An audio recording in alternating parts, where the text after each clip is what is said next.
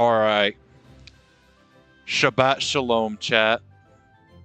Here, I should probably add a little text thing. I'll give it maybe a minute for people to come in. As you all know, it's time. I can't hold off the Sifu any longer. You know, you've all waited.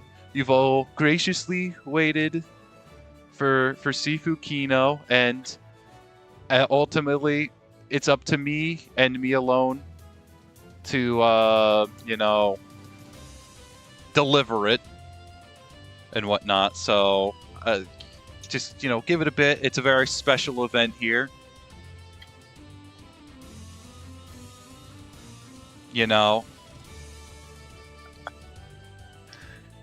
You said you and you alone. I'm saying nothing.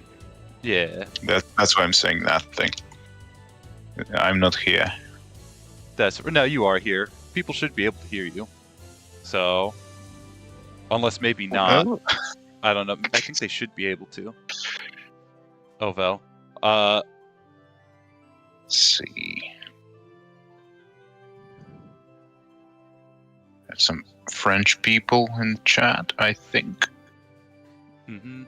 Shalom, Resad. Alright. Well, YouTube is such a mess. Yeah. Well, without further ado, there's no point in putting it off anymore, chat. It's time for Sifu. Okay, let me make sure it's... There we go. It's a Sifu, like...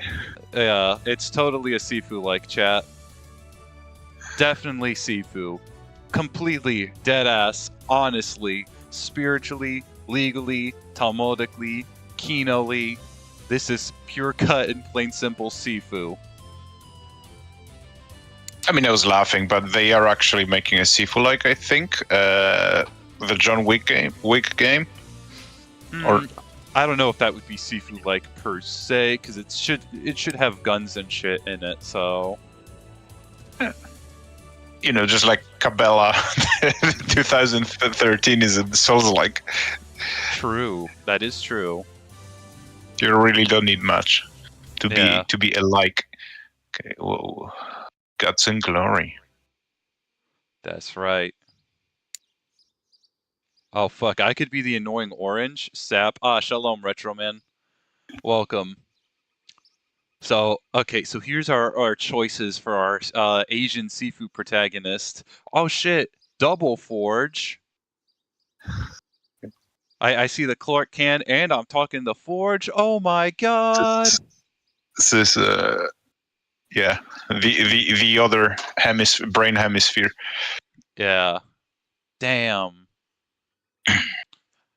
Alrighty, let's see. Okay, so we've got the Yang family, Earl, John and Jimmy, Larry, Junior, Pedro, Zoe, and Jack and Jill. I don't know. What do you think? How should we go about this, Forge? Should we play as the woman? I would like to get a baseline. Can we start with John and Jimmy? I'm boring this way. Let's establish a baseline. How does this compare to the Happy Wheels? Yeah. What's wrong with his head? I put the annoying orange helmet on it. Okay. Pedro, it's spelled wrong exactly. Wheels and those. So yeah, I can do wheels like this. I have to use the arrow keys. I tried rebinding this when I first played it, and it wasn't very pretty, let's just say that much. What was the stated goal of the mission? This mission right here is mostly just to get a feel for the controls and shit. So, just to get a handle on things. Because after this, it slowly ramps up into pain and agony. Mm-hmm. I know but even Postal has a stated goal. Sort of, you have a mission. It's just that you never get to. You never arrive at your destination. Maybe. Yeah. Ooh. Yep, we can even commit vehicular hamburger helper, whatever.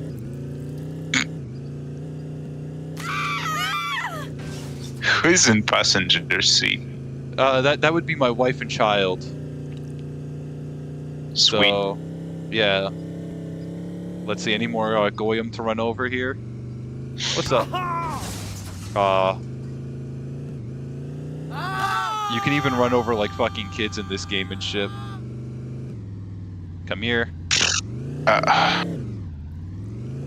Well, I guess I don't teach full-time anymore, so I can say based.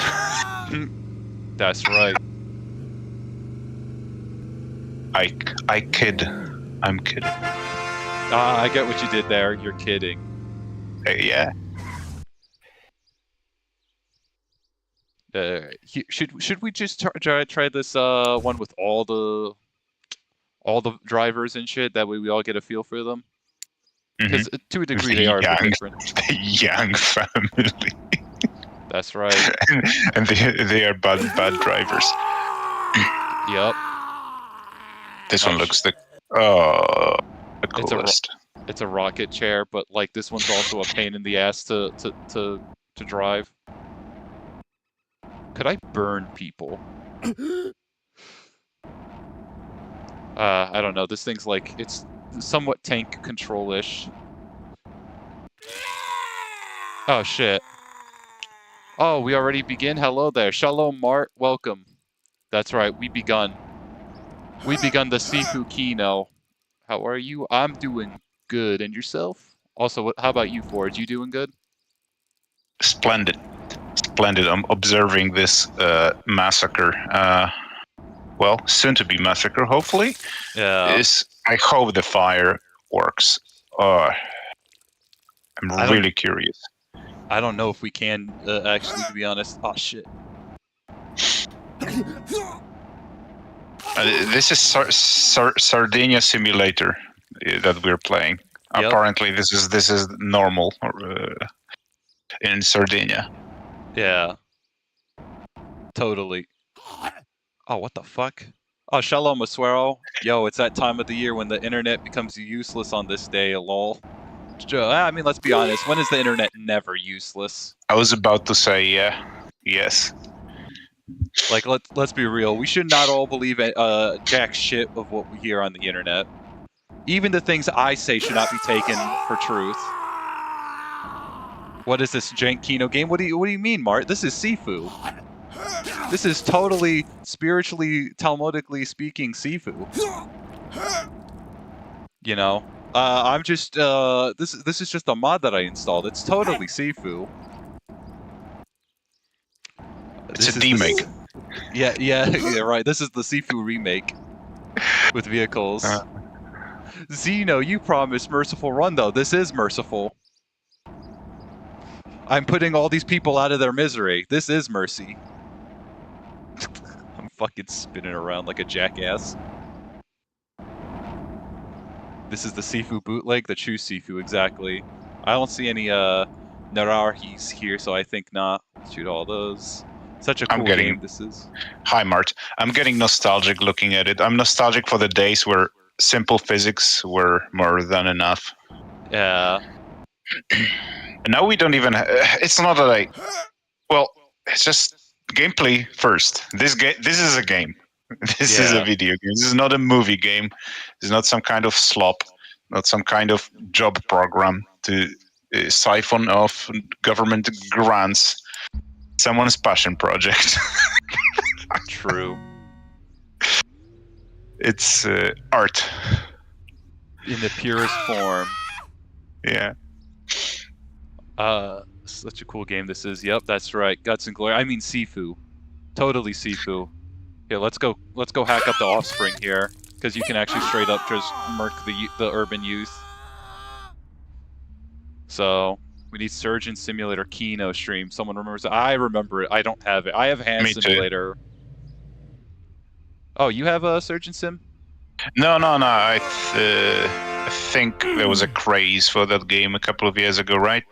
Or yeah, it was like a decade ago. Yeah. Yeah.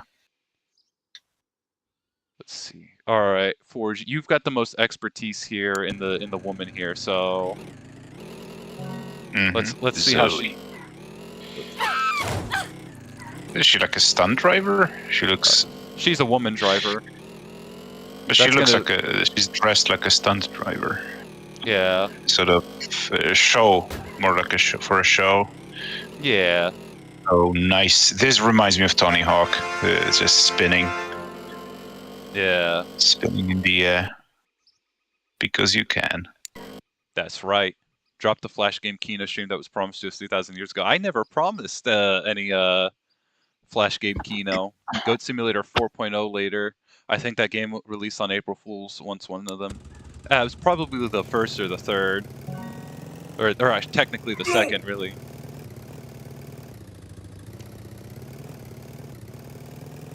Goat Simulator.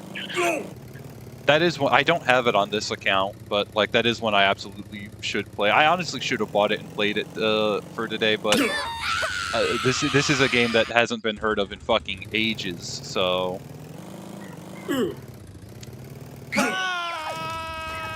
figured I might as well do this one and then lure people in with the Sifu. That way they get trolled on April Fools.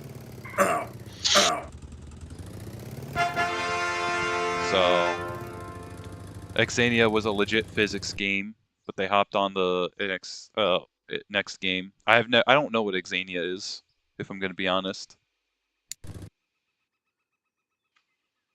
Me neither. Yeah, that's what kind of reminds me of the Spirit. Not that it's 1-to-1. Yeah, you did when we were having the meeting in the sewer in the office. No, we didn't have the meeting in the sewer, Mark. We had it in the synagogue.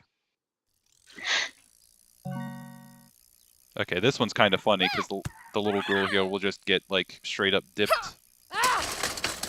Shit. We were discussing future plans. Yeah, do stunt drivers know magic tricks? No. But Randy Bitchford knows magic tricks. He knows how to make flash drives of questionable content appear in burger joints. Jesus, this game is brutal. I know. I love it. Oh yeah, right, the synagogue. Not in the sewers, guys. Stop being anti-Semitic. Yes, antiseptic. Don't ever be antiseptic.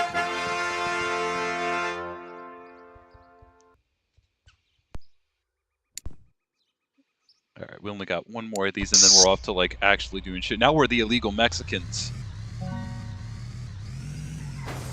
Pedro. Okay. El Toro. El Toro. Yeah. See, we're even driving like illegals. If you didn't know, in the States, there's a lot of like illegal immigrant hit and runs and shit. I mean, basically, who can drive out besides the British and the Scandinavians? Who do you see at the rallies? Who do you see dominating Formula One and all the others? It's mostly just those two. Well, and Germans. It's really the majority of the planet. Most of the planet cannot drive to save their lives. Yeah. I mean, Ryan Gosling can drive. And some white dudes, but that's about it. Anyone saw the new entry into the Gosling verse? What is it? Project Hail Mary? Yeah, there we go. No, I did not watch it. It has good reviews, but I saw excerpts from the book that it was based on, and it sounded terrible. So the source material sounds like it's terrible, but and I don't trust reviews, or people are satisfied with can be satisfied with just about anything these days. So it could be like a 6 out of 10 movie, and everyone says it's a masterpiece. Yeah. I do want to see it because of Gosling, but probably not so much so as to go to the cinema now. I'll probably wait. And we're wondering with a friend if it's how does it fit into the Gosling verse? Did he survive the events of Blade Runner, or did it is it gonna take place before Blade Runner 2049? Probably before. I would have to guess probably before Blade Runner. So like after. Oh shit! I'm getting shot at. Wait, what? There are guns in this game? Yeah, there's like arrow turrets. No, yeah. I see. Yeah, there's some projectile paths, because well, he drives a car. He always drives something, and in this movie, it seems that he drives a spaceship. He always drives. Oh yeah, just you wait, because in Star Wars he's going to be driving a starfighter, an X-wing probably. So let's not the series guy stop being it. Lol. If I was mod, I would ban all people who don't support Israel. Just ban. But you know what? Fuck it. We'll change that, Mart. Let's change that right this fucking second. Hold up. Add as moderator. Very Catholic movie. Interesting. Yeah. Hold on. Review chat. Yeah, you know what? Fuck it. We'll save it. Yeah, there we go. You are now Janny. Mart.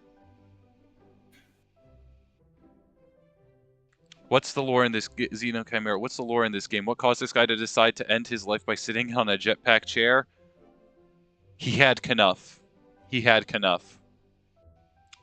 It was over. It never began.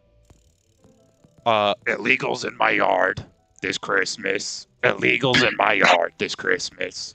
I'm gonna pay them to clean the streets. He had Knuff. That fits. Exactly. That's a Gosling verse pun. Exactly. If I remember correctly, someone's yeah. No, that's one entry into the Gosling verse that I haven't seen, and you will understand my trepidation that I skipped Barbie. Oh yeah, no, I understand. I remember when that movie came out, and I found out it was such a subversive Greek goy slop. Greek? Oh yeah. Don't you know we're not fans of like the Greek subversives on this channel? I'm behind on the current lingo. What did the Greeks do? Absolutely nothing. Oh, okay. I just despise them because they're Greek. We just despise them because they're Greek or something. I don't know.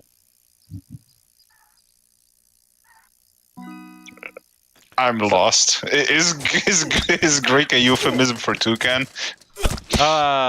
Maybe. Okay. Spiritually speaking, maybe. So, hello, thank you, my Lord Zeno. You're welcome. If I remember correctly, someone said the movie was very Catholic. I should watch it because I want to see if the claims are actually true. Which movie? I doubt that. Project Hail Mary? I doubt that. The excerpts from the novel sounded very Old Testament, if you catch my drift. I see. But again, maybe the movie doesn't really adapt it. From what I've heard, it's not a faithful adaptation at all. Yeah. So maybe the movie is it's the case of the book being sort of weird and the movie being much better. That happens once in a while. I think The Martian, I heard a lot of the same author, by the way. The Martian. I know people who didn't like the book, but the movie was good. Yeah. Oh shit. There I go. Oh, shalom, Hollow. Welcome. Welcome to the Sifu stream. The totally legit, kosher Sifu stream. Oh shit. I'll just say, once I heard a certain fist tell me Nosferatu was a proper Victorian Christian movie. Which Nosferatu? The one by the guy who did the Vavitch? Or... Oh shit. Auschwitz. Now it's time to ban all antiseptic people. Who want to come first? I will send you all to the Goyslav dimension. No, Mart, with great power comes great irresponsibility. You got to understand, Mart. With great Israeli power, the best responsibility over the Goyim comes. Well, Dracula is a Christian book. Don't know about Nosferatu though. Nosferatu 2024. I see.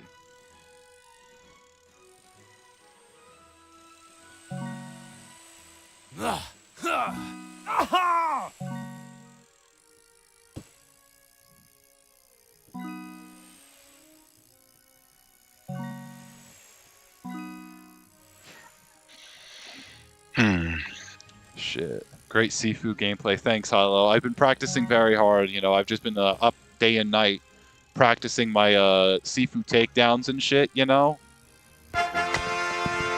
And just absolutely making the most of my skills as a gamer.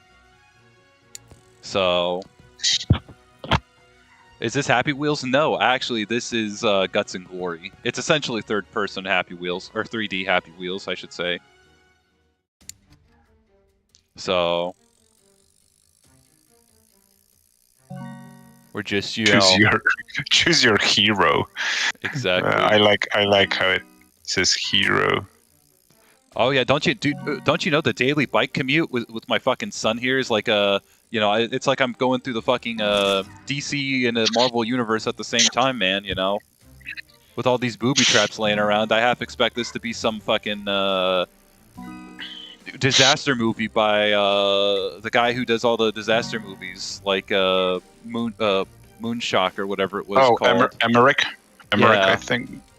Mr. Roland Emmerich. Yeah.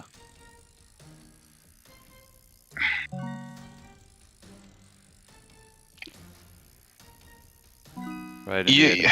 Did I tell you about the time where I got on onto a bicycle about like 6-7 years ago for the first time in more than a decade? Or not? No, I don't think I heard that story yet. Okay, so I'm like, okay. This place I've been staying at there's a bicycle. It's the weekend. Let's try it out. I spent most of my childhood on a bicycle, like literally hours upon hours. But then it's been years and years of vehicles. So I get on a bicycle, and there was this moment. They say it's easy. They say things are like riding a bicycle, right? It's a saying. Yeah. But with riding a bicycle was not like riding a bicycle. It took me a good minute to readjust because by that point I've been a motorcycle rider for quite a while. So I sit down on a bicycle and I literally, my brain could not compute why this motorcycle has no engine. Why do I have to use my feet? It could get a few minutes to readjust. Well, a few seconds to find my footing, so to speak. Then a few minutes to for my brain to finally accept what's happening. Mm-hmm. And then I said never. I just came back home after a few minutes and said never again. Yeah. And these days they actually pay me to ride a bicycle because there are some disabled people I take care of in my local community, and sometimes take them for a walk. Sometimes I take them to the gym. Sometimes we go on a bike trip, and I get paid for that. Otherwise, I would never get back on a bicycle. It's bicycles.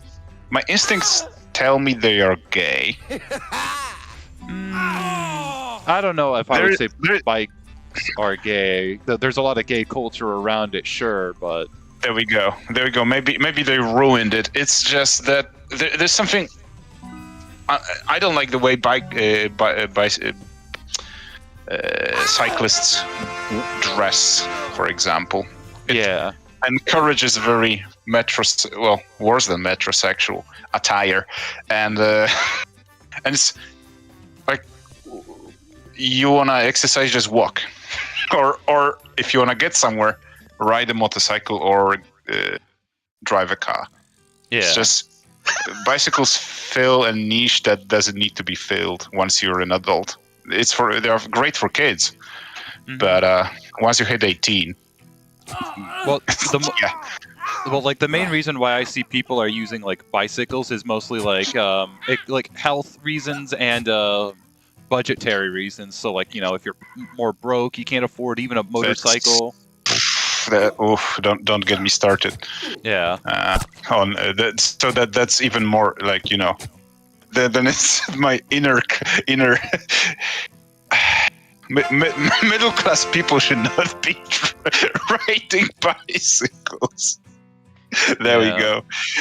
All right, here, let me read chats really quickly here. Happy Will stream, make it happen. We'll see. I don't know about that. A true seafood gamer play as the fat lady. There is no fat lady here. There is a woman on a bike, but she's kind of uggo though. genuine question. Why don't people ride motorcycles to commute more? You guys have such amazing motorcycles.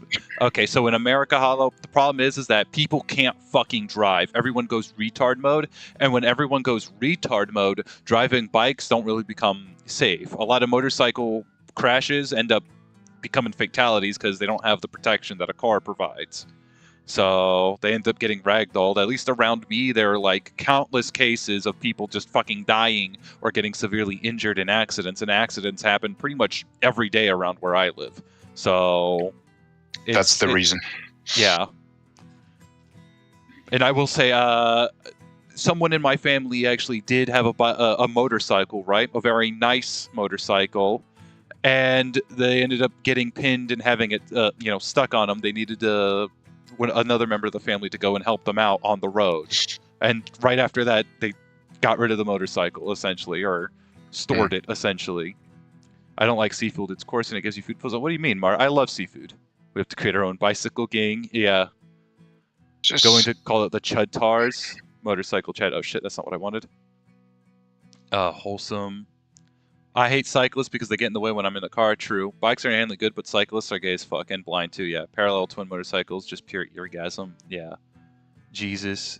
Do you play racing games, even old school ones like Daytona? No, I do want to get into like racing games because I really do want to play Wreckfest and Beam NG Drive. So, but at the same time, most racing games are really tough and difficult for me. Like I tried playing MotorStorm and that kept that kept grinding my gears. So, like, a lot of racing games just really do feel unfair and unfun to play. I mostly play them for, like, physics shit.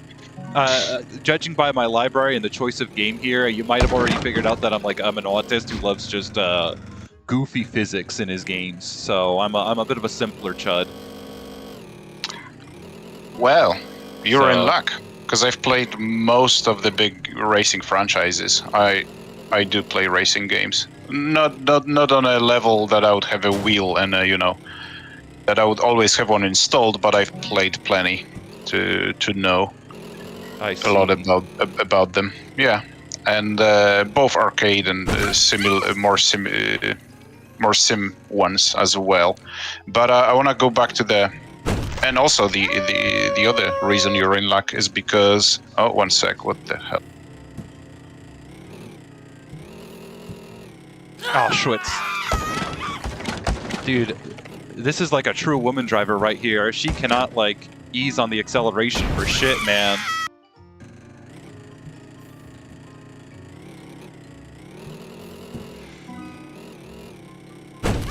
Ah, Schwitz. My commute is 40 kilometers. Yeah? I'm sorry for that. I'm sorry for that. There's a noise. Good, man. Coming from outside. No, that's fine. That's just Masad checking on you is all. Oh. So, yeah. But I've been riding motorcycles for almost 20 years now. So, well, let's say 15. So, and I've never had a car. So there we go. So you will not find someone who's more of a motorcyclist, and at any point in your life. Because I literally ride motorcycles during winter as well, and as long as there is no snow on the streets. But the reason why people don't commute with motorcycles more often, at least outside of Britain, is because people just drive like crazy, and you have no cage to protect you. It's basically that. Someone driving at 20 to 30 miles can demolish you. Yeah. And it could be not your fault. There's just so much. There's only so much you can do on the road. I'm experienced and careful. That's why I'm still intact. Mm-hmm. Never had anything happen to me outside of off-road things that were at any rate were planned, and nothing major happened. Mm-hmm. It happens when you use a cross bike, but nothing on the road and such. And in Scotland has the lowest amount of accidents in all of Europe, and there is a big proper motorcycle culture, as in they're actual motorcyclists just like me who ride all year round. They're not posers. Because where I'm right now, in Poland, there are no motorcyclists. There are a lot of people with bikes, but they only take them out for the weekends, which is fine. But they are more like a luxury. For me, I don't know any different. I only ever rode a motorcycle basically full time. So yeah. Well, I call them posers because, I'm on an extreme, so everyone looks... what's the word I'm looking for? It's all very mild. And yeah, so in Scotland you can be a full-time rider because the streets are much safer. You will see... Yeah, they're very... I think I've only witnessed 2 or 3 sort of... Well... Not when they were happening, but crashes, results of crashes involving bikes. In 15 years, I've maybe seen like 2 or 3 times where I saw a bike on the side of the highway being in pieces or not. Or I think the other one wasn't even that. It was just some guy sitting next to his smashed like R1, and he was fine. He was fine. Like whatever happened. So even when someone had a crash on his bike, he was completely fine, and the bike was it was mostly intact, but he was just like there was something happened that I remember because I remember. I think I waved to him, or I nodded to him. He nodded to me, and I just continued. And Scottish are based. No, Scottish are not based, Mart. There is a shocking amount of love for the European Union in Scotland. It's like half of the country would like to separate themselves from England just to be ruled by complete foreigners that they don't share, don't have anything in common with. So don't get me started. Europe is cucked. All of Europe is cucked. Liter class motorcycles. That's gonna be my next one. I think I'm gonna jump up again. I'm gonna go back to they are not very unnecessary. You get more control at liter and above. Well, okay, at 600, you get enough control to pass everybody properly. You get just the right amount of acceleration to be really involved in traffic. And I miss my bike having more than a liter of power. It's just, yeah. I think you mentioned R3. R3s are fun, but if that's your first bike, that's fine. If not, then I would go. Yeah, I want to step back to R1. I would like an R1 to be the next one. No, SRR. No, I prefer the Japanese. BMWs are good, but and I think I will get myself a BMW Tourer soon. But for my sort of everyday commute and for fun, I will get an R1. Where are we? And we're talking about racing games. Mart, do you have a question about racing games? Schwitz. Don't care about the racing games. Honestly, though, I'll probably play those too, Mart says. Honestly, I just like Daytona. Music is fantastic. Well, a lot of racing games have fantastic music. Need for Speed, Most Wanted, and Underground. Motorstorm's also pretty good. Yeah? Yeah. Yeah, Motorstorm's also got a good OST.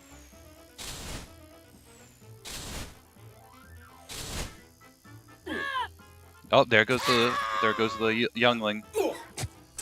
Shit. Let me make sure. Retroman wants to know your thoughts on Screamer, Forge. Not very familiar with that one.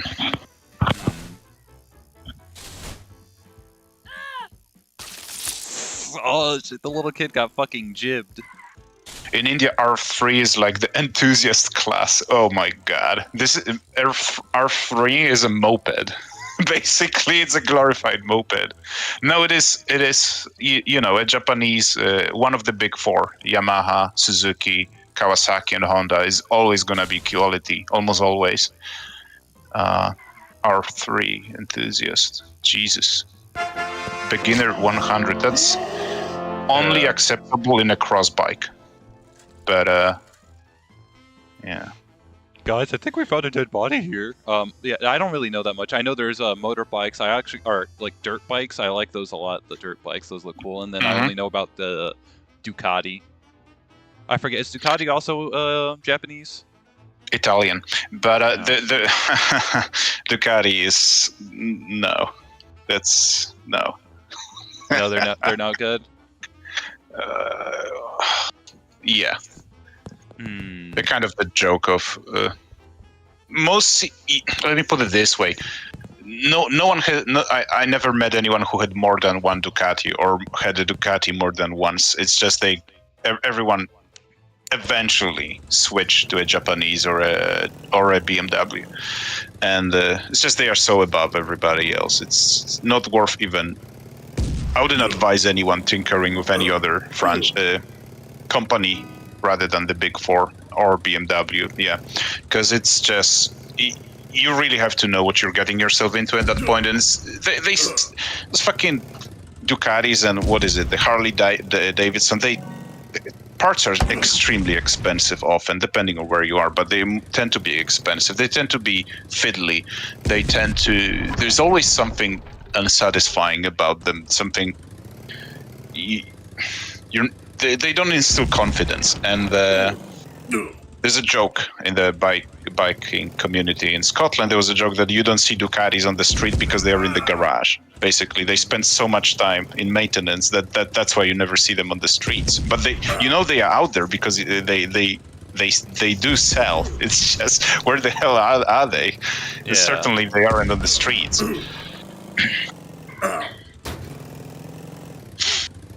Huh. 55-inch 4K, 144 hertz TV with a racing seat, PS5 with PSVR specifically for GT7. In a few years, Turismo 7. I see.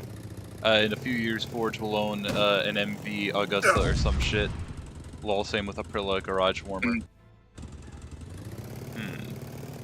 Yeah, the entry level Aprilias were fairly popular, but again, I only ever saw 125, maybe a 250 Aprilias, never anything bigger. It's all just buy a freaking Honda. Don't be a retard. You know, it's that simple. It's a solved problem. It's not something you have to really research that hard, and it's just can't go wrong with a Honda.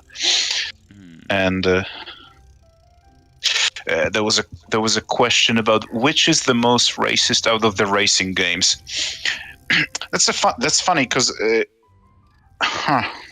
what's racist? I know which ones are the most diverse, which are the new. Well, most racing games from the last 10 years are very diverse. So you want something older. It's interesting that the modern sickness even affected racing games, because in Forza Horizon 1, for the first Xbox, there is a radio, and you have radio jockeys, and they talk. Like there's a guy, there's I think some woman, and they have a lot of lines of dialogue, and they talk in this really free and unconstrained fashion. There are no sexist jokes as far as I can remember, but they just are having normal conversations, and I appreciated that. But then you play Forza Horizon 5, and it's and even 4, and it's insufferable. The radio, you turn it off because it's so diverse and so in such a forceful manner. You want to turn that shit off. So they even sunk their nails into racing games eventually. So Need for Speed Unbound. Oh, that's one of the new ones, right? Or the most recent one? I don't know. I don't really know that much about Need for Speed, to be honest, other than that it's EA. What the fuck? I have no fucking clue what's going on here. Yeah. Need for speed unbound. Ah, shits. I think it just. Oh my god, Horizon Forza is cancer. I couldn't stand playing for more than an hour. Who said that? Hollow. Well, I mean, I think Forza Horizon 1 was the last really good attempt at a fresh and cool franchise. I loved Forza Horizon 1. It was just coming from Forza Motorsport and Gran Turismo, I still found it like faithful enough. But it was I would say, no, it's not cancer, man. It had a good attention to detail, and there was a lot of love put into that game. And it wasn't. It was when a last one of its kind.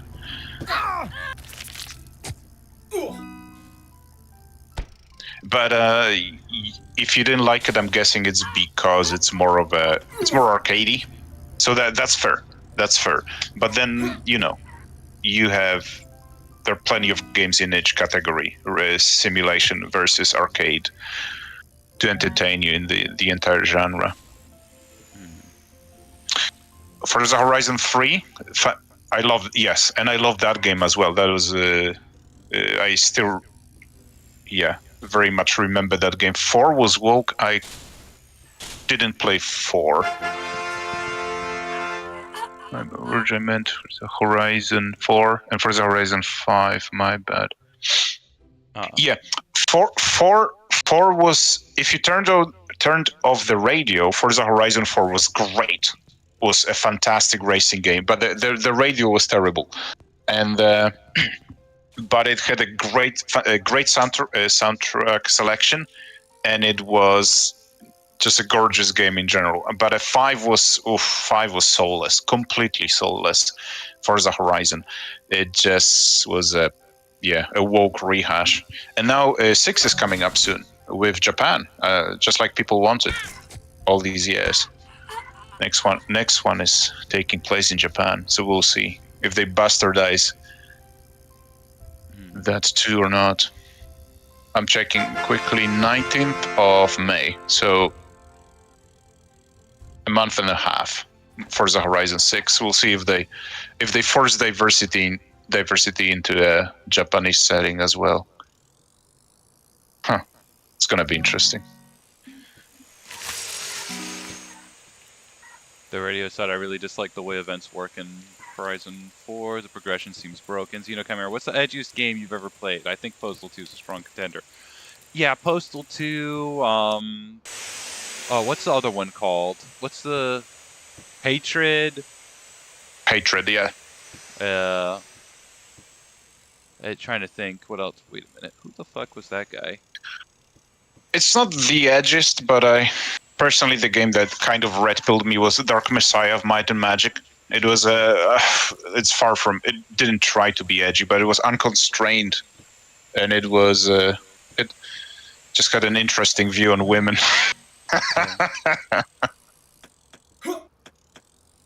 Any Conan game will be fairly edgy. Postal 2. Mine was God of War Ragnarok. What? No! What the fuck? Oh, that's supposed to be H2O Delirious. Okay.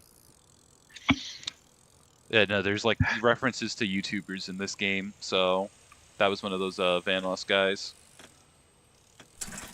I think it even plays sound snippets from them, but yeah, no, like edgiest game, or the Deus Ex. I mean, well, I never finished the first Deus Ex, but Deus Ex I'm sure would be a strong contender, just not for the kind of edgy a lot of people would specifically say. Mm-hmm. So Court's Legacy. You can genocide goblins, right? No, I kid. That would be nice. No, it's funny because some people zeroed in on it as if it was a secretly a right-wing game, but God no, it was insufferable. Let's just say propaganda. Yeah. I still haven't gotten over God of War Ragnarok. Do I have shit taste if I'm enjoying Ragnarok's combat? The character's story and pacing is fucked, but the combat, I'm finding it really fun. I mean, no, because the reboot had a like serviceable combat, serviceable. The thing is, it's well animated. It has good feedback. It just wasn't particularly maybe deep and wasn't as gamey as the original. But it's not like those companies cannot animate properly in a way that grips you, that makes you immersed. So there is that often to those games. It's just that otherwise they are so offensive. You rather would never touch them. Yeah, Atreus, man. Oof. Yeah, I don't like that fucker, and I haven't even played those fucking modern God of War games. Ah, shit, excuse me, sorry. Oh, shit. If someone wants more God of War, just emulate the PSP ones. Chains of Olympus was cool. I haven't played the other one, I think Ascension or something like that, but Chains of Olympus was alright. Yeah. Long tie, I can't fucking see. Oh, Ghost of Sparta, yeah. That's what it was called. Oh yeah, that was another one. That was the second PSP one. I think. Ragnarok is a feminist dream. I would honestly argue it's a cuck's dream game, to be honest, Hollow. Not just a feminist, a cuck's straight up, like, you know, I forgot, was it Jack Murphy? What was the modern, like, popular cuck?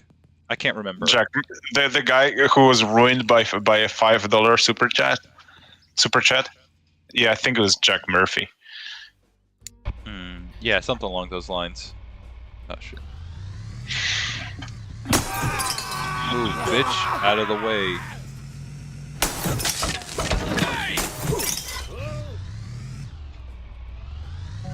So, refresh my memory. God of War Ragnarok was basically what it should have been is Kratos indiscriminately killing anyone who annoys him, and he kills almost no one of any importance. Was that it? Was that what happened in that game? No, there was a lot of.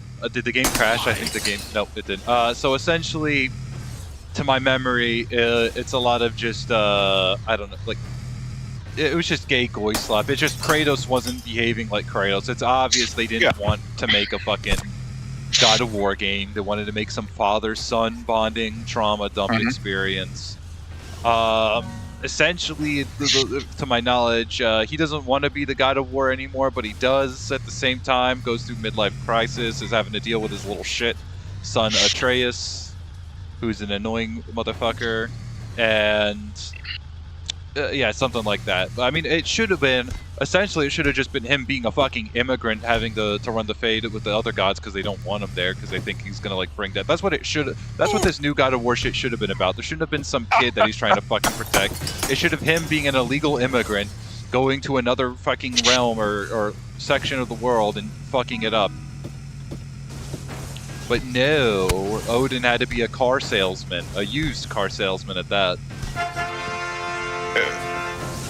Because all I can remember from the gameplays and streams is just cutscenes of talking, and I was wondering, why isn't Kratos just ripping his head off? Just because he looked at him wrong. That's what should have happened. Yeah, but no, he's matured. Kratos would. I mean, Kratos already fucking matured. He had hopium and shit in fucking the third God of War game. I don't want to hear this fucking, oh, but he matured. Kratos, no, that's not. It's not Kratos' style nor nature. My loss with God of War Ragnarok was like a husband getting cheated on and then taking away the kids from the divorce. Damn, such a stupid character. Ghost of Sparta's Kino, one of the best God of War in terms of story, with some flaws, of course. Bow to your queen! I just played God of War 1 on PSX2. The hell level was dog shit, but the rest of the game was a masterpiece, especially Pandora's Temple. Here, I'll read some of the other ones first. Personally, I would have added another edgy character like DMC5 having multiple edgy characters with different movesets and they all destroy the Norse gods. Yeah, it would have been fucking cool to play as Thor and shit, but I guess not. Ragnarok can be summarized in simple terms. Odin bad, Freya good. That's it. True.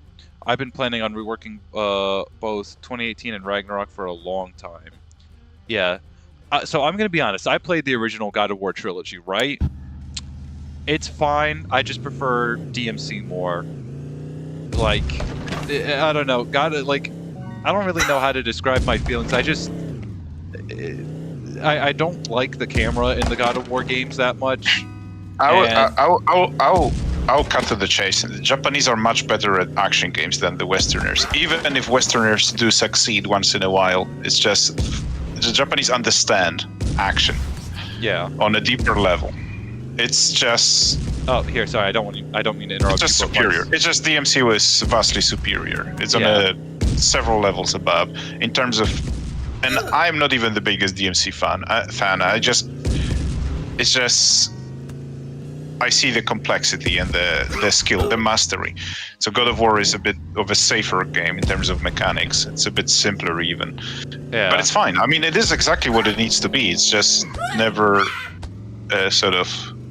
It's a bit more... How do I say it? It's just not as compelling. Although it still is. It's just not as compelling. Yeah. Also, see ya, Mart. Thanks for stopping by. No! Honestly, one major flaw is the dialogue. They talk in modern speak. I hate it. In what world should a Norse demigod call his father an asshole? It's insane. He does? I completely forgot about that. Yeah. Yeah, it's the same sickness of realism. They're trying to... It's funny because a lot... Human nature doesn't change. So people 1,000 years ago were basically just like us. When you pick up a book, pick up letters, chronicles, diaries, you see that they had the same concerns. And they had the same issues, the same modes of behavior and thought patterns. But then what the writers of Ragnarok did is they thought that it meant you could literally extract a modern person, drop them there, and that it would be the same. No, there should have been that. No, it's such an awkward reboot, the whole thing. Both one and Ragnarok. Yeah. Just, I don't know. It should have been Atreus murdering people, like becoming a berserker, and then realizing that he needs to chill out slightly. Maybe, like I don't know. Maybe it should have been. It should have been just blind violence. That should have been the guiding thought of that reboot. But instead, it was this. What I was getting at with my question is that they.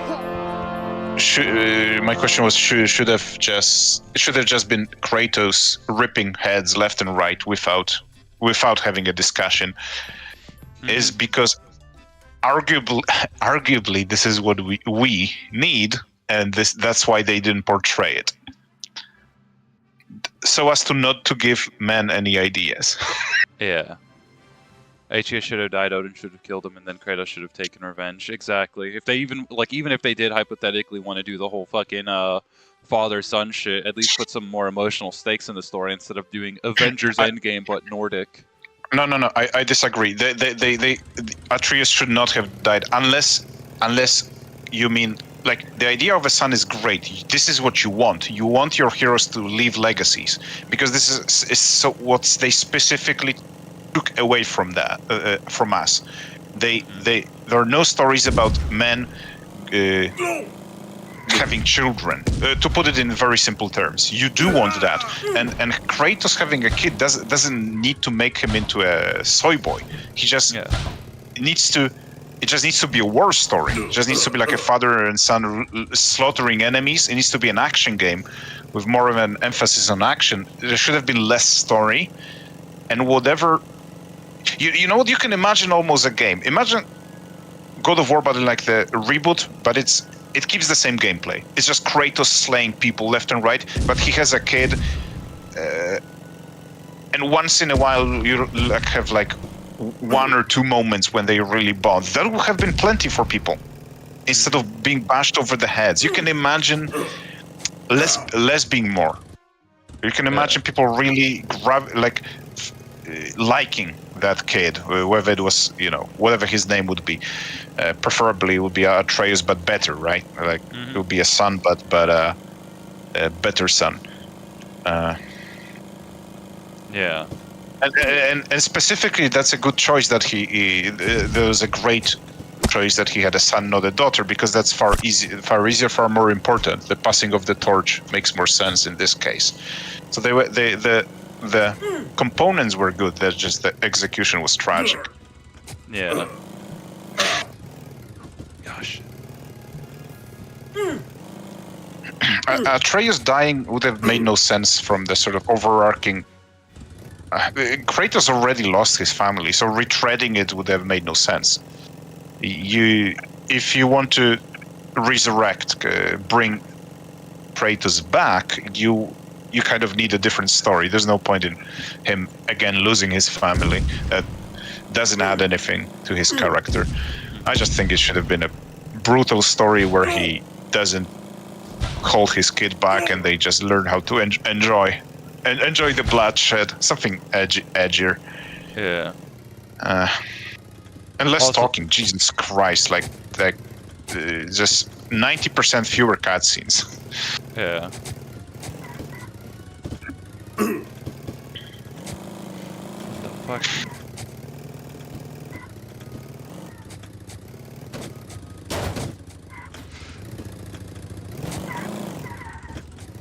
Oh, so Shalom Resod, welcome back.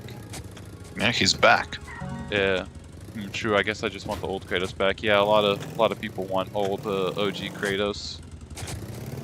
I mean, Jesus Christ. Sorry, but you can have stories.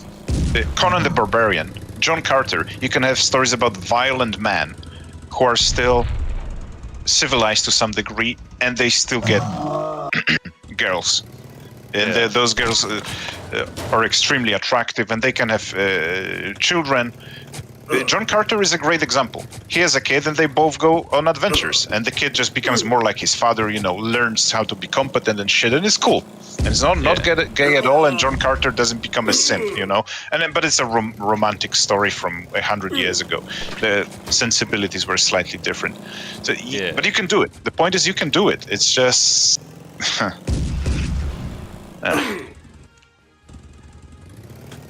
Where is my Sifu betrayal? Well, April Fools. Gotcha, bitch. You've been fooled. Yeah, you've been fooled. Yes, you've been fooled the proper Israeli way. Neil Druckmann approved. Bait and switch. Which is funny. I guess at some point in the future, once I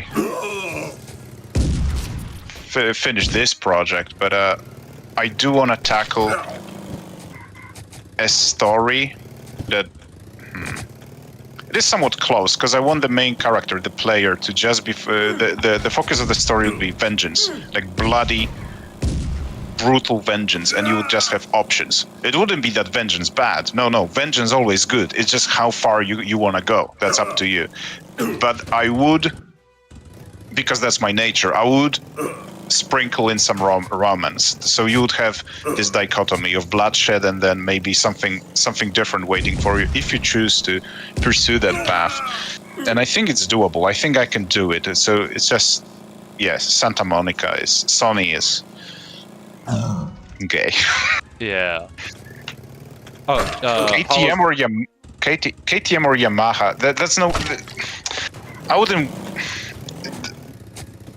Maybe if you know what you're doing, nah, Yamaha, because it's just, it's sort of like either you buy a monitor. Imagine buying PC parts. It's better. It's overall still better to buy from Asus or MSI or Gigabyte than other companies, because well, in general, it's a rule of thumb.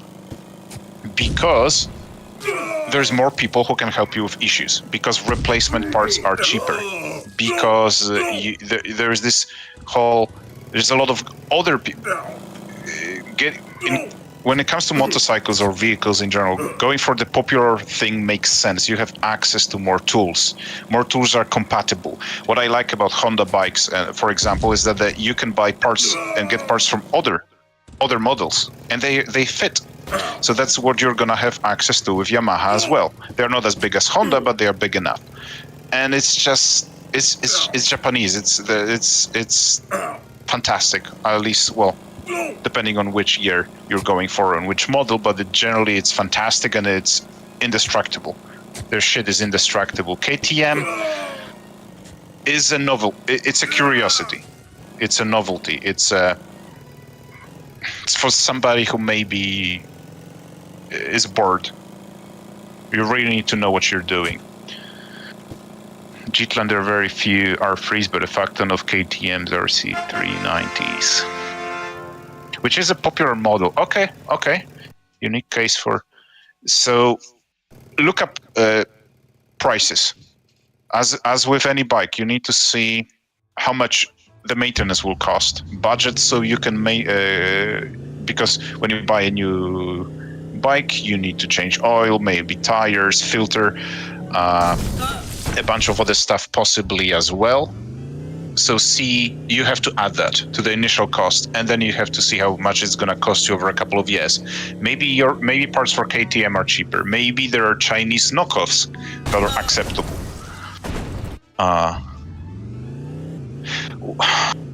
Actually, I have no idea if R3s are cheaper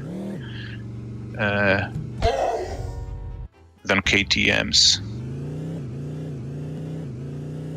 Right. If I was going in blind, I would always get a Japanese one, but you have to sit on it and see. They're gonna be built differently. They're gonna have a different...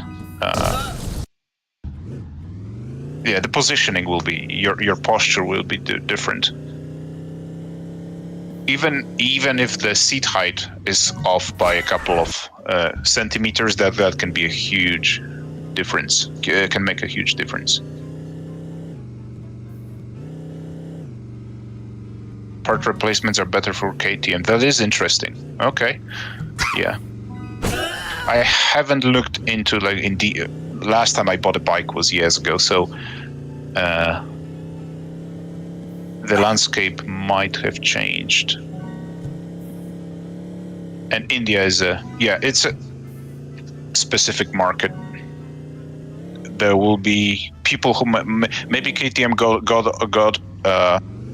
got there early, so they established a better chain of stores, dealers, and such. They could be the better choice. Well, KTMs are not Ducati. Let me put it this way: KTMs are fine. I see people riding their KTMs just fine. Though they usually complain about the prices of parts once in a while, at least in Britain. India is well. that is yeah. I mean, he's not wrong. No, yeah, but that's beside the point. It's that every market has its own quirks. Yeah.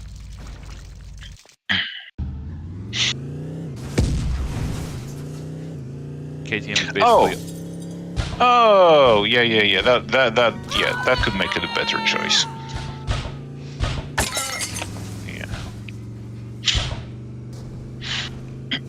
Jesus, the Yang family cannot drive for shit, man. Is it because they can't see? Why wouldn't they be able to see? Something genetics. Holy shit, this car is fucked. Damn it. This looks hard as fuck. Yeah, it is. A lot of this shit in this game is really just like random chance how the physics feel behaving at that moment.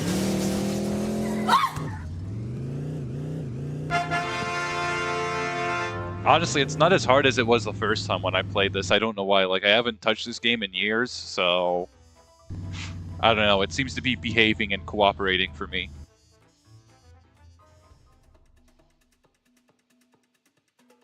GSP impression. Asking for an impression. Yeah, so I did everything right. Legally, spiritually, Talmudically, money. Guys, if you don't fucking donate, then I'm not going to be able to finish the stream today. I'm not going to be able to play half the games you want me to, chat. It's just that simple. Like, I got to meet the donor requirements for the day. like mods, genuinely. Okay, guys, I'll see y'all later. Definitely gonna open up a Pornhub and jerk off on stream.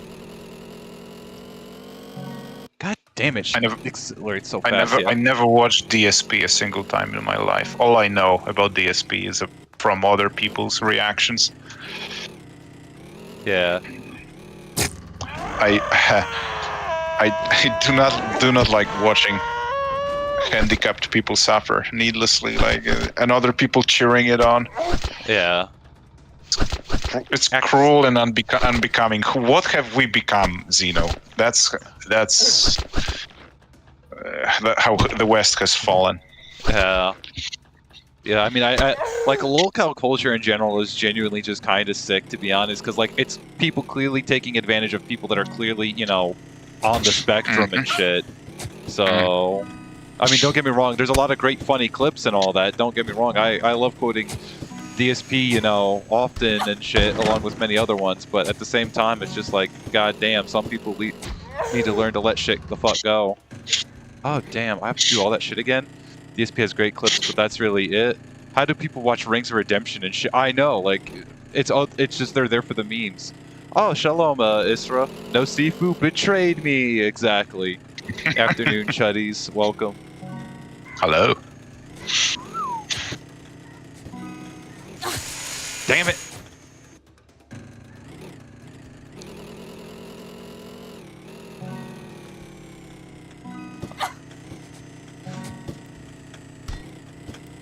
Okay, a checkpoint would have been really nice, like, Asians ago.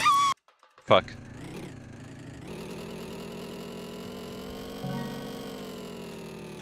Okay.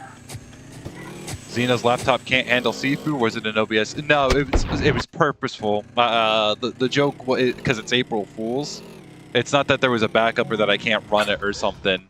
It's just that I thought it would be funny to lure people in with Sifu and then, you know, play something unrelated entirely, like a shitty meme game like this one.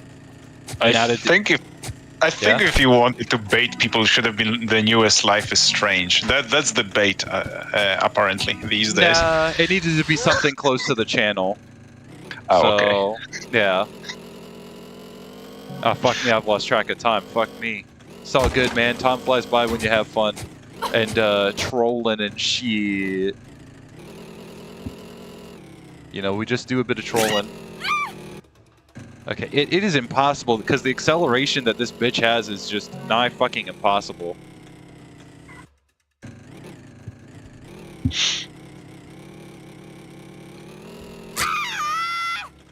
Damn, Vlad had exactly resawed. Alright, actually, I think I am gonna have to, There's like a million things I could mention when talking about buying a bike. I assume it's your first sort of serious bike, but all of my knowledge came from hindsight, so you just need to find out for yourself. As long as it's not some Chinese brand, you should be golden. You should have fun. KTM is still one of the better brands, and Yamaha definitely is. So yeah, for the first bike, you're gonna want more power very soon. Well, depending on the drive. I don't know how. I assume people in India drive like madmen, but like everywhere else, except for Scotland. and in Scotland, people they're very punctual. They get everywhere on time, and yet they don't drive like madmen.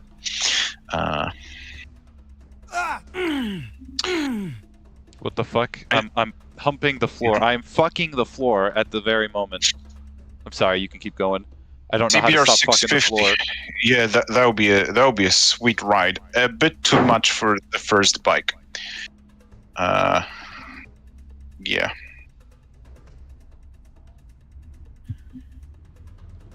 The one issue, but that's from European perspective. There's kind of no between 200 to 600. Bikes tend to cost the same, so there's no point in going for the smaller one. But I don't know how it is in India. Probably not like that. It's probably not like that. Oh, yeah, Royal Enfield is one of those experimental brands. Let's call them that. That's a euphemism for fucking trash. I kid. Yeah. I kid. Yeah.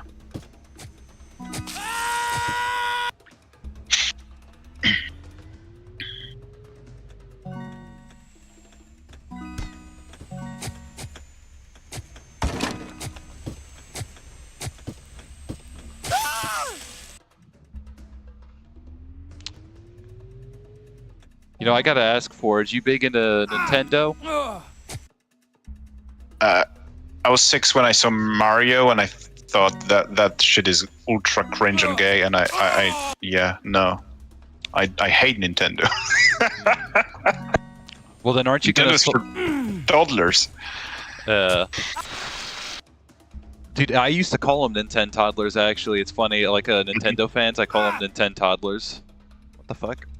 Yeah, well, apparently they got another fucking Illumination movie out of them, and apparently Fox McCloud from what's it, Star Fox is in it. So that's what Nintendo fans deserve: more Illumination movies. Yeah, dude, Illumination's always sucked ass. I'm gonna be honest. Like, Despicable Me was like their best shit, but like, again, they've always sucked ass. So, like, genuinely, their movies are some of the most boring, retarded shit you will ever see. It was AI before AI. Yeah. Damn it!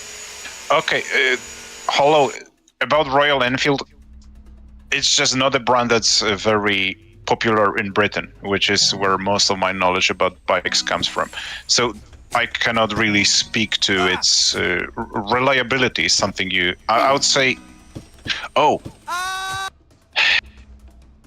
you want some brand recognition to have a peace of mind, but you mainly want reliability, because you don't want to get fed up with your bike, with your motorcycles. Motorcycles are in general easier to maintain. They're far cheaper to maintain. You have 2 wheels instead of 4, and etc. But so you still don't want to have to maintain it. And I assume you cannot buy brand new, which buying brand new would buy you that peace of mind. But if you're buying used, then you don't want a Royal Enfield. You might want a Yamaha, because it's a known quantity. You see, there are factors. If the Royal Enfield is much cheaper and newer, then maybe you could go with that one. But it's sort of like a scale. You have to weigh all the things. Might make more sense. Personally, but it's my filter. It's like reliability, quality. I'd never go for. I would never experiment in with something that's just not as well known, that people don't talk about, that they are not excited about, because then the instinct tells me, like, what is wrong with it? Why hasn't it become popular? Maybe it's just some market realities. Maybe they didn't spread. Maybe it's a small company, so they didn't really push for this particular market. Maybe the European market is already saturated with the big 4, which are the Japanese brands. Fair enough, but I just don't know. So, how much research can one man spend on making and doing? It's the same with PC parts or other tech, and it's just shit. I don't know. So I go for usually just went for a Japanese one or a BMW, and that was it. Like I saw my father, like by the time he bought his fourth freaking BMW bike, and they all just worked perfectly. It hit me, like, this is a brand that you can just buy and not worry about anything, at least in the tourer category, because I think my father never owned anything but BMWs, and they were quite fantastic.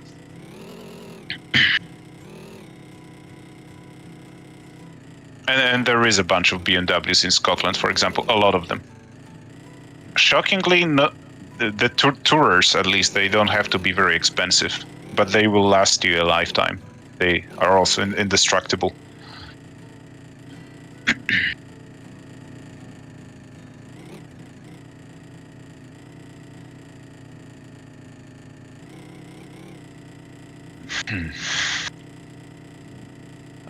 And you have to and you have to really look up the particular year. There are some with Yamahas, with the R series specifically. I think R1 had a couple of dog shit years that you really want to avoid. I don't know if it's the same with R3s, but that is something that the internet should inform you. Be able to. You should find that information online. There'll be comparisons and reviews year by year, sort of revision by revision.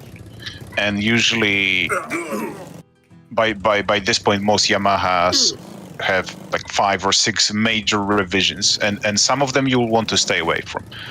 R1 had 1 or 2 where it was really not as reliable or comfortable, and those ones usually will tend to be cheaper on eBay.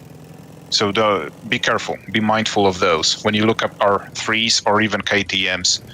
For a new biker ABS traction control, I don't know about traction control, but ABS absolutely. You should never get on a motorcycle that does not have ABS. I don't care how powerful it is or it isn't. It's I'm pretty sure ABS saved my life a couple of times because it's just so freaking good. Or just help me avoid a major incident. No, that's I would rather have ABS than 2 wheels. Wheels come later. First ABS because I feel safer.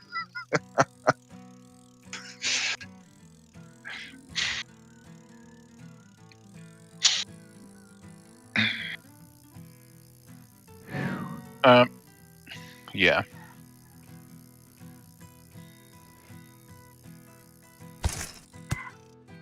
Dude, this is like really weird. It's like really hard for some reason. You can't just I try building up as much speed as possible, but oh wait, no, never mind. Oh, Yeah. there was a shift button this entire time. Oh shit. What?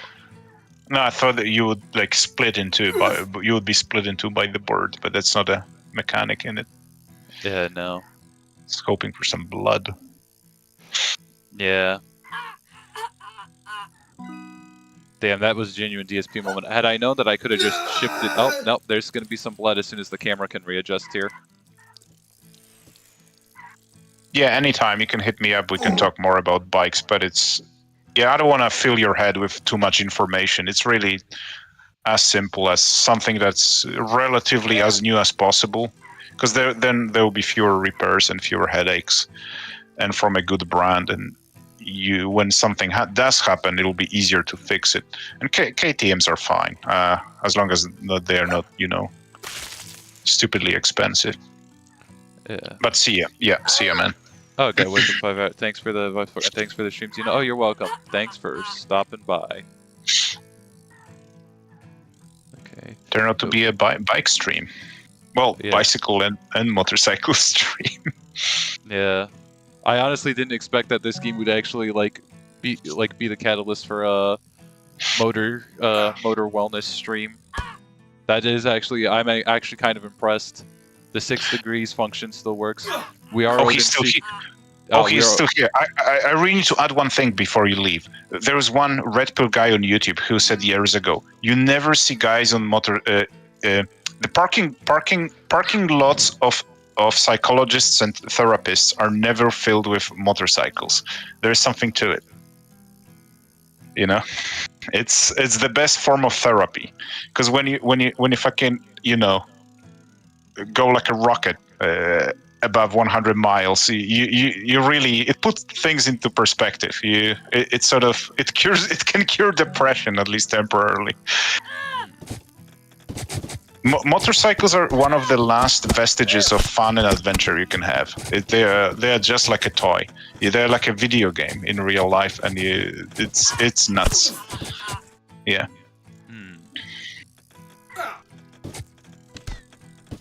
Kind of like firearms, if you think about it. At least yes. I would say so. Correct. That's why we should always combine the two. Yeah. The way I think about it, they're the closest thing.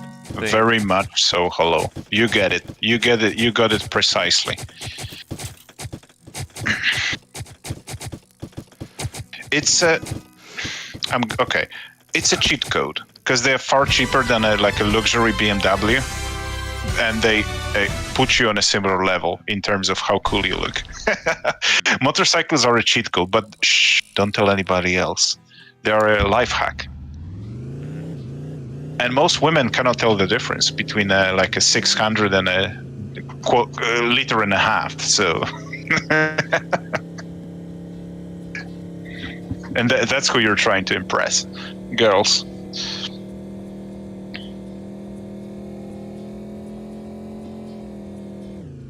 Ah, Schwitz.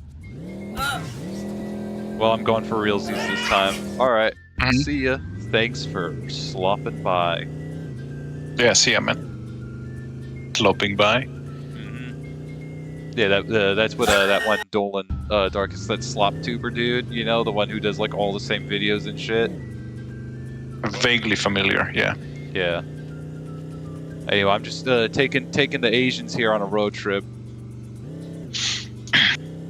So I wasn't joking. I do actually ride in winter if possible, and I do not have a car, and I insist on not having a car, and it served me well. Yeah, well, that is gonna change, like, you know, for, like if you have a family unit and shit. Now I will ride for myself. Yes. If any woman tries to talk to me, I will hit her with my true self void repellent rage. Anyways, bye. No, I will probably drop bikes the moment I have a kid, but that's what my father did. That's what many men that I know did, but they picked it up later on. They picked bikes later on once all their kids turned 18 or so. They got themselves a bike once more. Auschwitz. And where? Like you're going to Auschwitz? Yeah, I'm going to Auschwitz.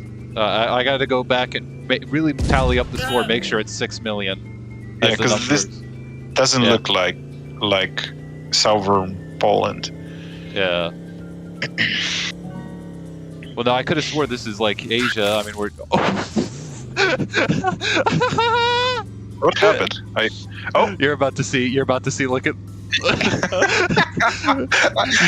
You should have heard the noise a little shit, mate. He goes, ah, and then it instantly cuts off because like it's all the way back there. Yeah, okay. It was She's still hanging. She's still hanging in there. Yeah. Don't worry, we can replace them. Well, I'll get you another one. Give her a deagle so she can shoot the bison. Like hanging over the door. Oh, never mind. Well, I'll just have to find another woman to impregnate now. Well, she was used goods anyway. Yeah, probably. Statistically speaking, yeah. Oh, shit. I mean, you used her. It was your wife and your kid, presumably. Yeah. Unless they're back. Yeah. Unless it's a cuck. I hope the driver is not a cuck, and it is his kid. Well, considering they're all Asian, I'd have to assume so. Auschwitz. Okay, well, the woman's gone. It's just me and the kid now. So I don't know. I'm gonna have to find a replacement for the woman soon here.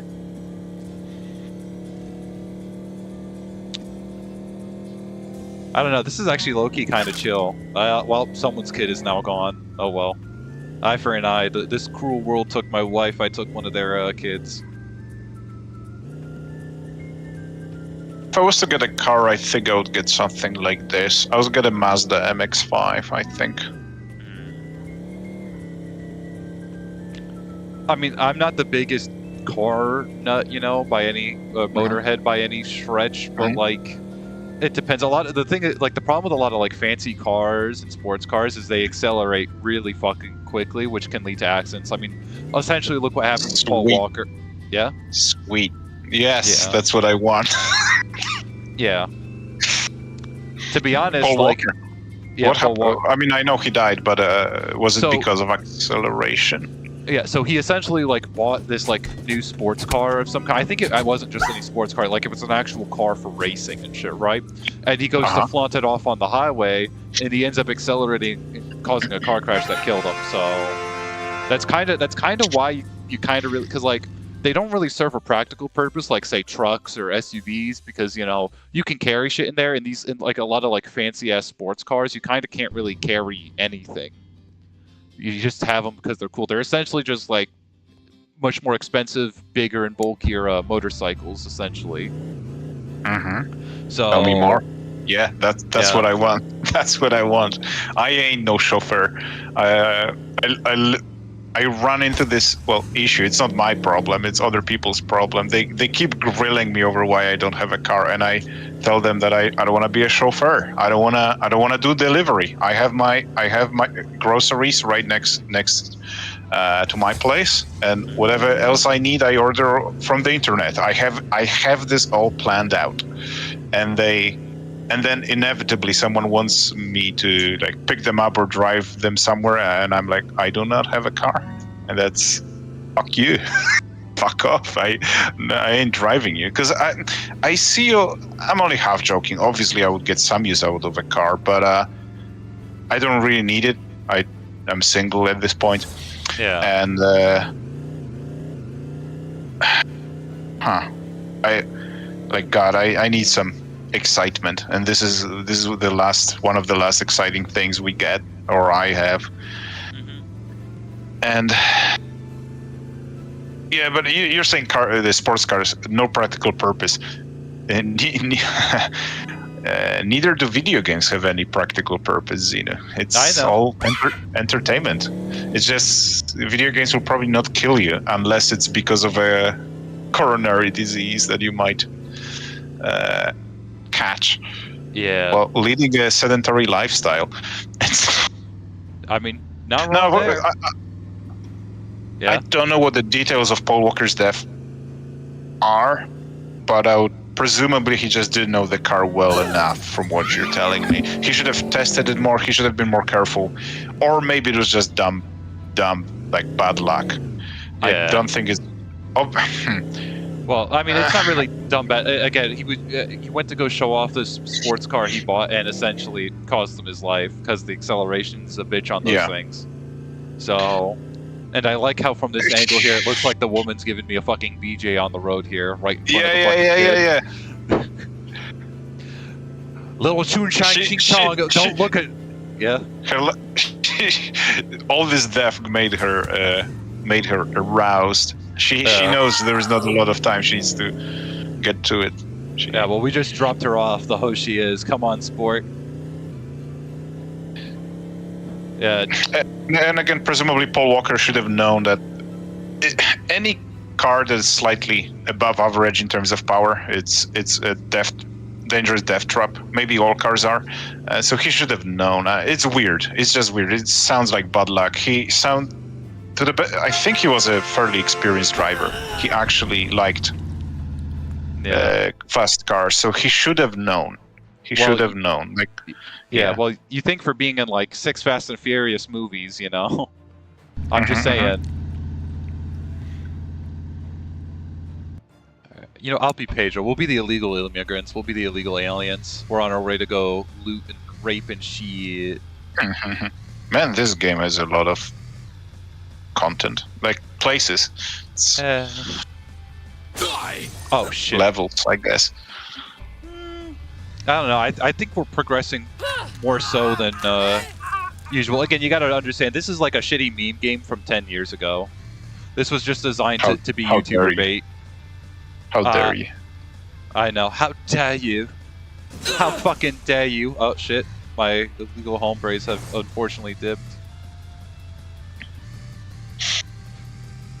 I'm not gonna lie, this is actually low-key kind of chill though, with the exception of like a couple levels being a bit more stringy. This game is actually, I don't know, it's kind of put me into a zone.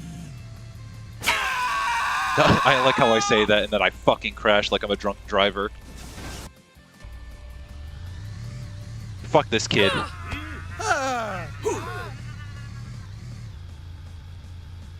I think every man's heart resonates with the sound that the V8 does, anyway.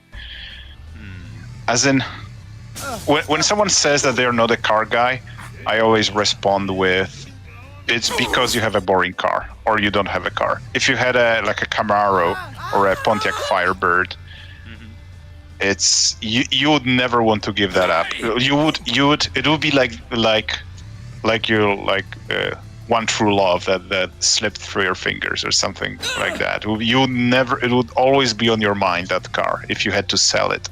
Yeah. And preferably you would never do it if you had a Ryan Gosling car. Whether it's more modern or classic, it doesn't really matter. As long as it has a lot of power and it's cool, you would rationalize. you would find reasons to drive it all the time. There will be none of this. Oh, this is the dangerous death trap. This is the Paul Walker. Like, no, you're gonna meet Paul Walker, and you're gonna be happy. Yeah, you will comply with the car crashing, and it will get worse. Yeah. Oh, you remember my student we talked to a few weeks ago?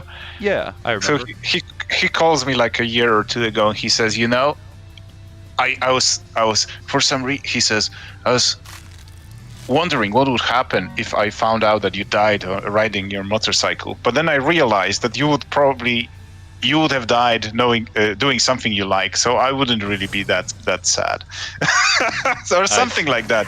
Or like he would be sad, but he would know that, you know, it's not entirely, it would not be entirely a tragedy, because I would be happy during that moment. Oh yeah.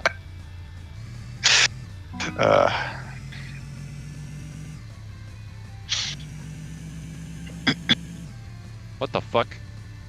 Jesus. Yeah, I don't care, man. You know, people always talk about health insurance, man. You know, vehicle insurance is no joke either. Vehicles are expensive as hell, man. I ain't gonna get this shit fixed. I ain't calling a goddamn tow truck. I ain't a bitch. I don't care if my if my truck looks like it has Down syndrome. I'm getting this bitch to my destination. Jesus, it's missing like the entire fucking front. Speaking of acceleration, a few months ago I sat in my friend's Tesla, and electric car acceleration is something else. Tesla? What kind of Tesla? I couldn't tell you. I don't know enough about them, but it looked fairly basic. Like it wasn't the truck, that's for sure. Okay. And there was like, I don't know, it was kind of very minimalist. I would not give up the sound of the engine for that sort of acceleration. I'm still a petrol head, but it is impressive. It is something. And it's potentially I could see it resulting in fewer accidents, because you have anything that gives you more control. That's why I'm an advocate that you should be on a bigger bike eventually, because it just allows you to make maneuvers more confidently. You don't need a liter maybe, but like 600, 700, 800 is, or up to a liter, it should be sufficient. Yeah, what the fuck? I didn't like how smaller bikes made me. Well, they made me a more careful driver, but they made me also, because I just couldn't do whatever I wanted. I pass in some situations. But I don't know, it was frustrating. Yeah. Okay, it was just slow and boring, and I'm trying to find reasons. Yeah, well, you just need to find your 13th reason is all, you know. What's the 13th reason? I don't know, apparently it's some shitty, like, novel series or something. Never heard of it. Okay, this level is actually diabolical. What the actual fuck? No lights whatsoever. Yeah, well, it doesn't help that all my lights got Allah Akbar'd right the fuck off. I'm using the mines to guide my... Never mind, I'm dead. Okay, that's fine. We got our lights back. Jesus, this is like genuinely diabolical. No! Oh, there goes the woman. She's dead. She died in the fucking saw trap. I like how you can just see the blood. You can't see any light. You can only see the blood just leaving. Oh, shit. That is some attention to detail. That's good. unironically good at art direction. Well, no, like the blood's colored. You can see the blood because it's red. Mm-hmm. Yeah. So... But it's you don't need to see anything else. Something's in my wheels. I can't see what the fuck it is though. Fuck that guy in specific. He did nothing. Oh. He did nothing. I mean, the West is fallen and he did nothing. He didn't lift his finger. Yeah. That's why he got it. Yeah, totally. We're not just indiscriminately going after people that happen to be on the road. Well, they say it's billions, right? So you're working your way up to the billions that must presumably die. Yes. Each dumbass person that wants to walk in the road gets to be my own personal hood ornament. What the fuck are those? Hood ornament. Ew, what are these? Is that fucking That's fucking Chewbacca. Fuck that furry ass motherfucker. What is this? What the hell? This is... That's Chewbacca. This is scary. This looks like... But they look like Sackboys from that PlayStation game. But they got anime eyes and they've got Chewbacca's bandolier. So... Oh, okay. Yeah. They're so tiny I couldn't tell from the distance. Yeah. Dude, I don't know. Something is wrong with my fucking wheels because, like, I'm slow. Oh, shit. Oh, we are going right into the rock. Yeah, I'm dead. Shit. Dude, that shit is diabolical. This level is absolutely diabolical. Speaking of Chewbacca, I think every single game should be remade to be in the Star Wars universe. So I want the Division, but Star Wars with clones. And a few days ago I was playing Vermintide, and I thought, how cool would this be if this was on Ender? Like you would just... And you were slaying the fucking Wookiees? Ewoks, yeah. Or you would have five nights on Ender, and you would have Ewoks instead of the Fazbear, whatever his name, the animatronics. You'd have Ewoks. This is, I don't know. The modding community is so behind on my they don't serve my needs anymore. Yeah, I'm gonna be honest though. I don't see the Ewoks being a genuine threat because like you could genuinely punt those motherfuckers if it wasn't for the fact that the Empire seems to, you know, hire the most incompetent motherfuckers to do their bidding. Like, they should have just been kicking those fucking Ewoks like they were field goals or some shit. So, I mean, that's what I would have done. I would have just aimed low and kick away. Like, Ewoks are such a genuine non-threat. I still call bullshit, and I refuse to believe that... Go fuck yourself, you little girl shit. I still refuse to believe that the Ewoks... Oh, fuck that kid, too. He did nothing. Jesus! It's just specifically aiming for kids. I know. Each generation gets worse and worse, so I'm making sure that Gen Alpha here can't carry their bloodlines anymore. Alright? This is how you properly do eugenics right here. So... Other the route. Turret. It's just they will not become Boomers 2.0 this way. You're guaranteeing. Exactly, yep. Oh, there goes the woman. I think she's bleeding out of her neck hole. Or her chest hole. I don't know what the fuck happened there. So your solution to the trolley problem is to put everybody on the same track and then make sure that the train goes that way. Surprisingly oh, not a fucking parking simulator! Okay, well, this is gonna be... Oh, this should be easy. We're gonna troll the fuck out of these motherfuckers. Let's do it. This is easy. Oh. Shit. Oh, hoverboard, more like, but yeah. Yeah. This game has everything. It doesn't have Asian Thai hookers, unfortunately. It doesn't have Japanese hookers. It doesn't have African hookers. It doesn't have I don't know what else. It doesn't have pure Aryan hookers. But it has a selection of vehicles. Imagine, I think Starfield only has one, if any. Someone had to mod it, right, into Starfield. No, Starfield they ended up like releasing on their own. Oh shit! The hoverboard strat doesn't work anymore. No, it was Fallout that they modded it in. Yeah, and this game has several types of vehicles. It's really only like 2 cars, a motorcycle, an ATV, some jerry-rigged lawn chair with a propane tank that causes it to work and function like a jetpack, essentially. A hoverboard from Black to the Future, and 2 bicycles actually. Just one of them has a little trolley on them.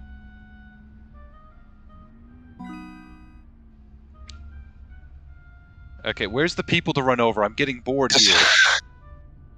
I guess what I'm trying to say is that it's a sign of a remarkable game when you can go far away from its base premise and still have fun, and it can still be intact and it can still work. So you have this rocket chair instead of just a car, and it's still fun this way. Yeah. What the fuck? Dude, oh, these goddamn cannonballs. Yeah. But no, like, there's just I need more biomass to waylace to. This shit is Biomass. God damn it. Nope, you're not getting me. You fuckers are not getting me. Fuck your cannons. Okay, are they still trying to shoot me? They are. Oh shit. Is your mouse cursor flickering? Yes. Okay. That'll drive me mad. You know the Xeno motto. We do it the ghetto way. Shit. You know, there is no cares for quality here, really. Ooh. It's just, you know, we hope for the best and expect the worst. Okay. The best part about, you know, having a hover bike is that I can just drive in between the mines. Or hover between the mines.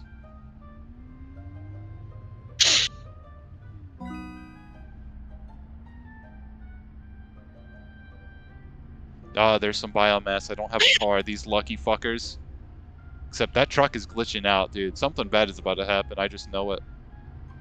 I knew it. Something bad happened.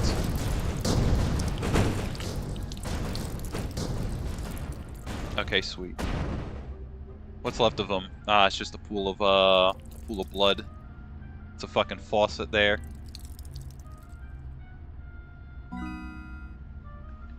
Sweet.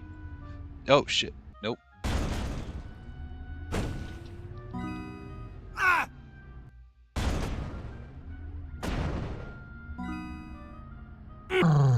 Damn it.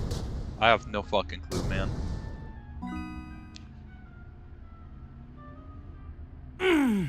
Okay. This should just be an easy beeline here. There we go. We did it. Boom. Marvelous. Yeah. Okay, now we're at Gummy and Gomar theme park. So we're essentially at Disney World, essentially, of the Gus and Cora universe. They look like Five Nights at Freddy's guys. Yeah. Gumsy and Gomar is the biggest children's TV show dedicated to teaching you about safety first. Experience the excitement in person at their first official theme park. Yeah, you're right. They do look like Five Nights at Freddy's Forge. You know, we'll move the illegal immigrants. I think the illegal immigrants are going to help us very well here. You just gave me... Because I'm seeing horror and sort of like theme park, sort of kids content, and I was reminded of this... Of shit I saw my nephews... When they... What was it? Their parents turned on the TV just to pacify their kids, and they were watching some, like, brain rot would probably... Nah. It's some weird stuff. Was it that Elsa Gate shit? Sorry? Was it that Elsa Gate shit? I don't think so. No, I don't know what it is anyway. But it was aimed for, like, the program was aimed for young children, but it was just so weirdly sort of hypnotic. It was weirdly really stupid, you know. I mean, I don't remember content for kids being this sort of simplistic, and it just creeped me out, the stuff I saw. Yeah. It's not that it was really like diverse or anything like that, but it was just oddly directed. Yeah, that's often how they do. There's a lot of weird shit, and especially when they're using like AI half the fucking time too. Doesn't help. It's always just a shitstorm, a situation, and it gets worse every, all the time. I mean, I remember way back when Elsagate was a thing. Essentially, if you don't know what that was, what is that? Yeah. So people were essentially using characters from fiction like Elsa from Frozen and Spider-Man, and they would use them to tell these really weird stories that weren't for kids in these like videos aimed at kids. So there'd be shit like infidelity, self-harm, straight up gore at times, and there was like live action ones, there was animated ones, there were Play-Doh claymation ones. I remember one of the few I do remember actually seeing the youth watch essentially was something about like a Ninja Turtle or something shitting out a monster, and the monster like attacked them from the toilet. And like there would be blood and gore in these too. Like they would often get stabbed and shit. It was very bizarre shit, and essentially they were getting so many views that people started noticing essentially, hey, something's not really right here. So, and then YouTube tried to do some weird algo shit, but guess what? It ended up happening again with fucking Huggy Wuggy from Poopy's Playtime and then the Amazing Digital Circus shit. So it was on YouTube, right? Okay. Yes, it was something to do with like something people gaming the algo, something. I see. When was that? A few years ago? Elsagate was like 2014, 2013. 2015, essentially. Oh, Jesus! I cannot recall that. Although maybe somewhat, but it sounds like maybe. Yeah, maybe I've heard of. It is a real thing because my brother used to watch that shit when he was a. I can believe. I can believe that. Yeah, no, that I probably heard of it. That's why I have no issues believing that. That's what people would do, and if I never heard of that happening, I would have imagined that that it happened anyway. It's obvious. It's just, the conclusion is that kids should not have access to electronics, let alone the internet. Yeah, especially fucking YouTube. Like, like Disney, at least the thing about streaming is that, like, there's actual stuff for kids. It's actually much more monitored. You know what's on fucking stuff like Disney Plus and HBO, and you even have like the kids settings and shit. At least that's like the one saving grace about like streaming and shit. Even though I still think it's gay to a degree.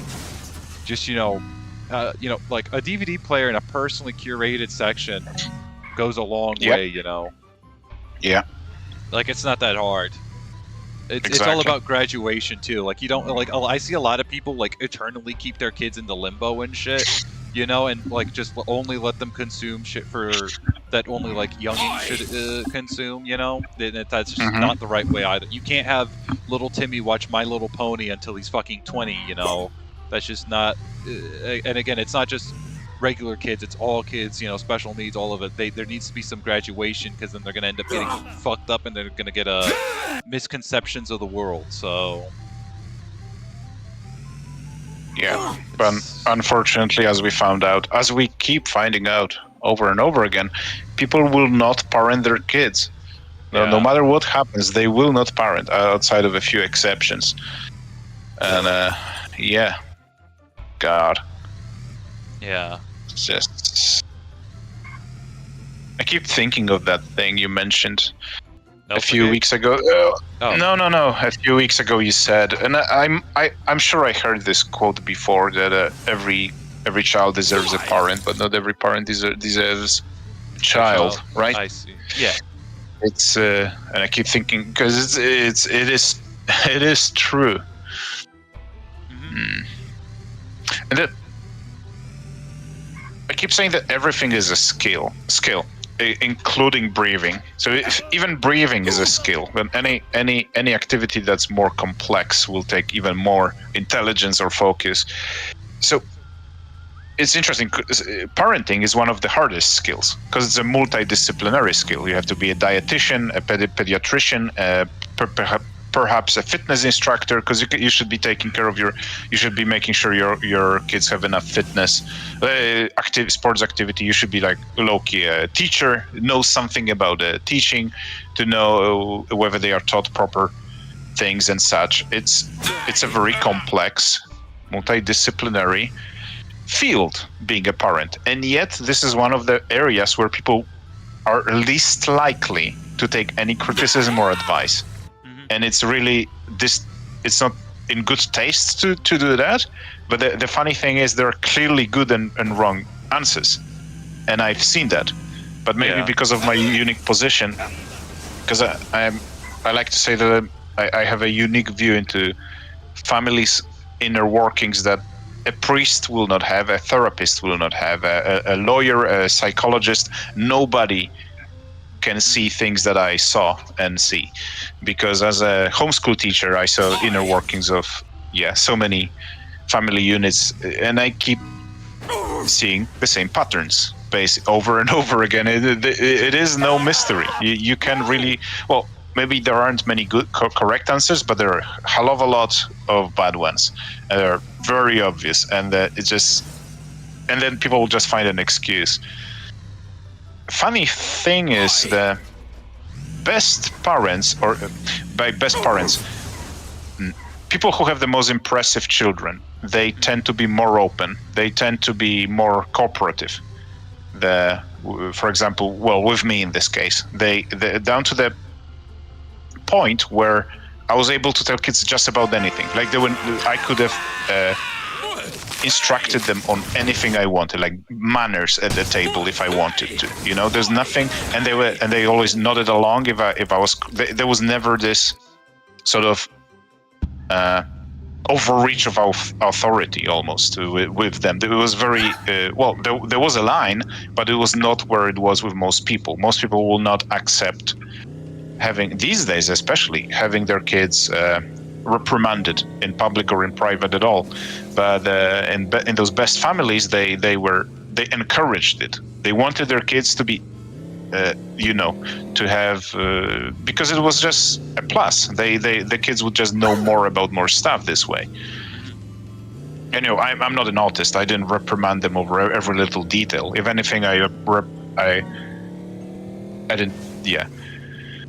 Not every single detail had to be corrected, but not every single little thing. But I like to think that I paid attention and pay attention to things that most people don't, and those are the areas where I could come in, where the parents were not able to. For example, they were not as aware or knowledgeable about stuff. So. It is a bottom line. Most parents will not parent, and they will not. They have no humility. They will not acknowledge that they're shit at it. Yeah. What the fuck? The sad part is they're authentically good people who love their kids, and they still make obvious mistakes, especially with girls. But there's several families I know that they have either one only child and it's a girl, or more kids and they are also only girls, and it's difficult. They tend to raise them like boys a bit, especially the firstborn tends to be more dominant in character, and they keep trying to relive their own unfulfilled sort of dreams and potentials through their kids, and I'm like, motherfucker, just teach her how to cook. This is what landed you this millionaire guy this very successful, cool guy that you're married to.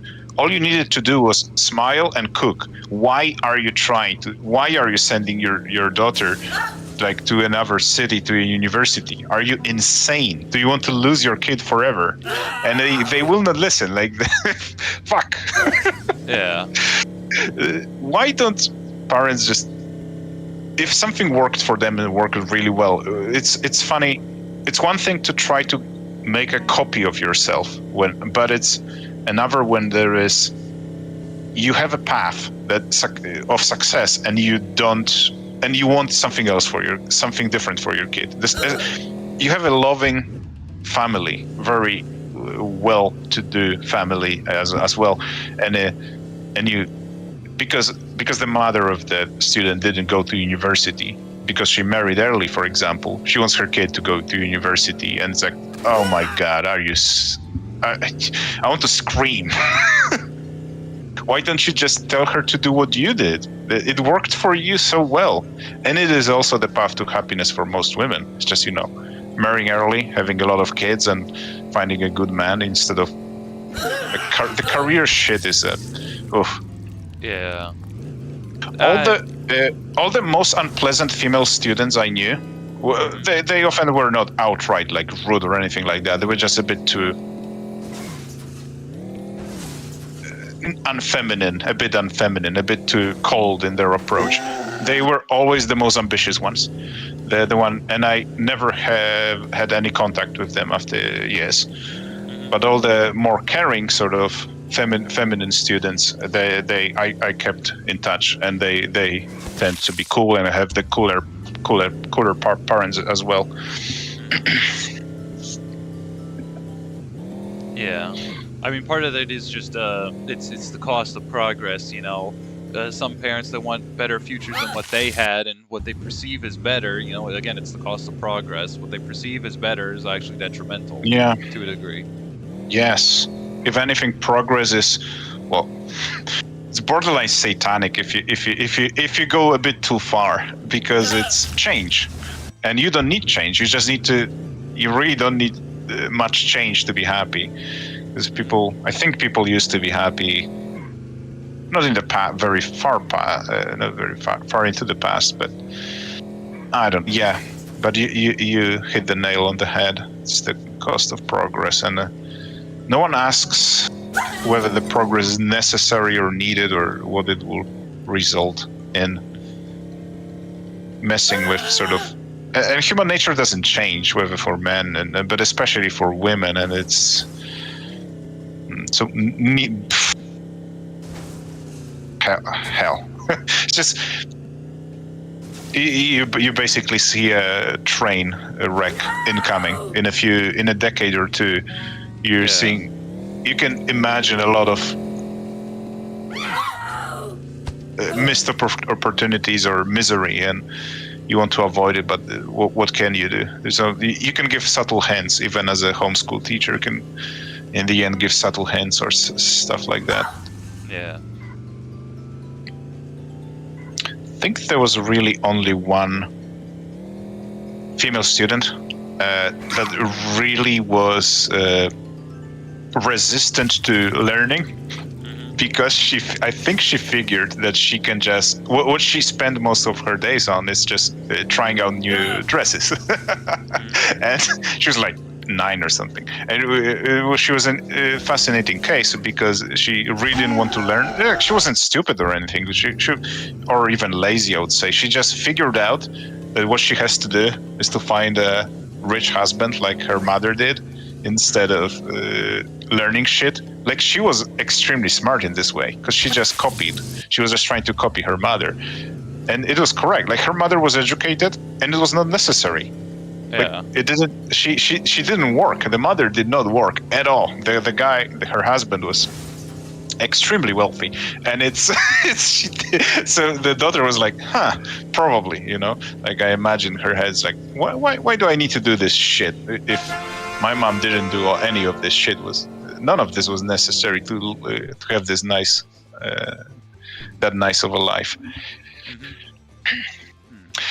And the hilarious thing is, because her sister, a bit older, she was the other way around. She fell for her father propaganda, and she was a hard worker. She really very diligent, very hardworking, very into school, and I found that tragic, because really she didn't need that.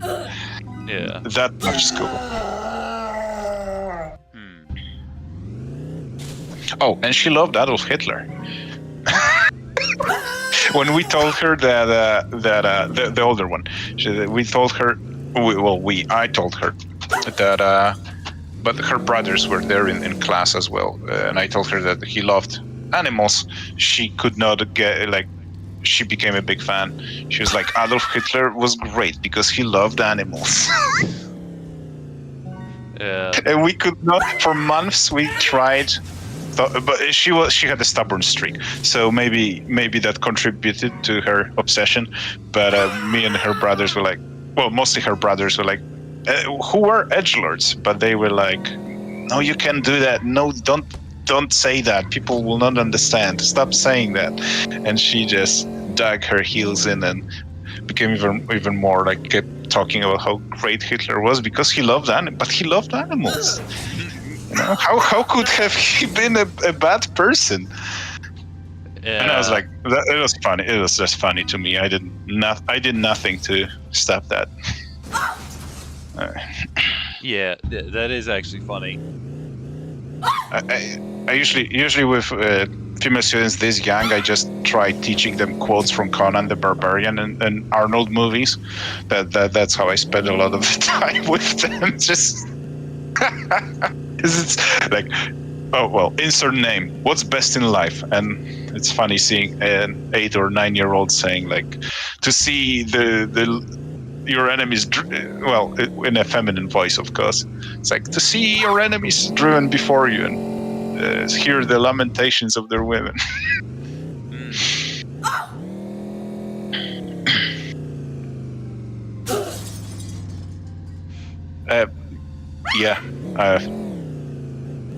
I quickly realized that once you cover the basics, you really should not do too much teaching. My teaching always, I try to do as little of it as possible when it came to the curriculum, and then I try to just talk about anything else, if not the school stuff. And in the end, I think all of my students appreciated it a lot, that it wasn't this dry, and far from it. At some point, I incorporated. I made sure to finish like maths or something quickly for the year, so we could watch magic shows instead on YouTube, because they were far more instructive. For example, on human psychology can be taught very well by watching magic shows, and it is entertaining as well. Oh yeah, and you also get to learn like other shit too, like sleight of hand and whatnot, so you can help them to keep up for like pickpockets and shit. Yes. It's a very multidisciplinary skill again, and it shows you how gullible people can be, how inattentive they can be, how the students can be made of the holes in their own perceptions, the blind spots, so they are not tricked. Usually homeschooled kids, they are resistant to propaganda. Almost all of them universally anti-feminist, traditional, especially boys. But so there is that. There was, the ground was already sort of prepared. Sort of I would say open-minded in a good way, open-minded to good ideas, and. Whereas kids from more lefty families, they were usually a lost cause. Outside of a couple of sexist jokes, there was only so much I could do.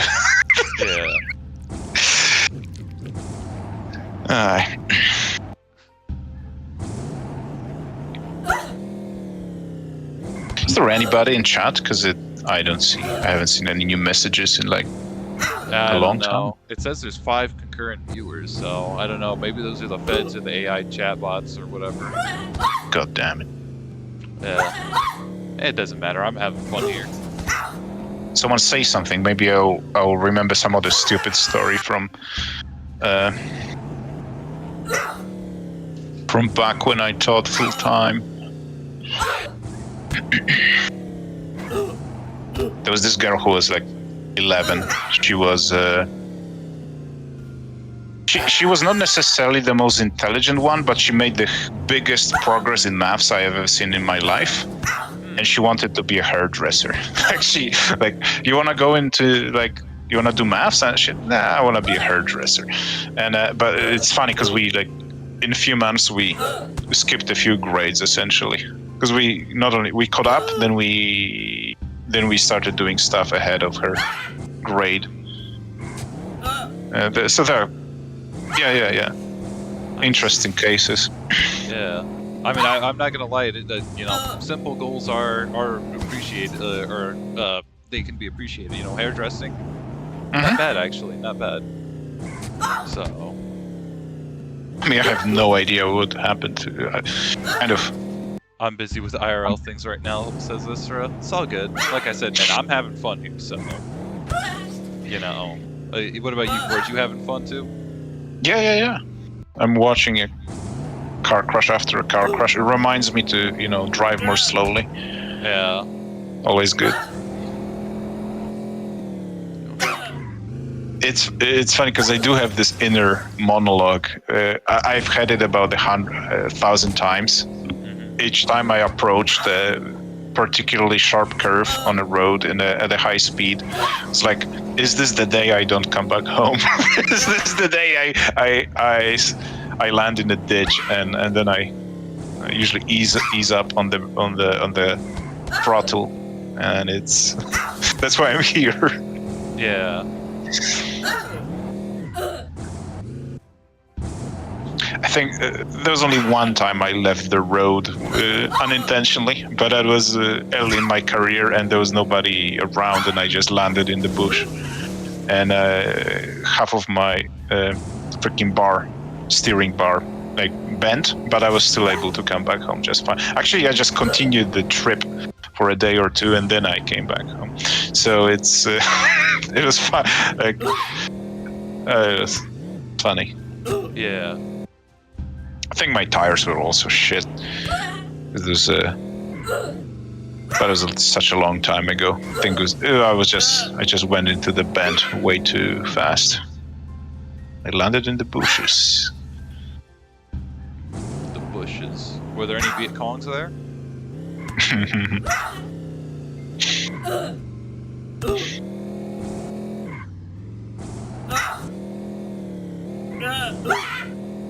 Oh, fucking hell, I was so goddamn close.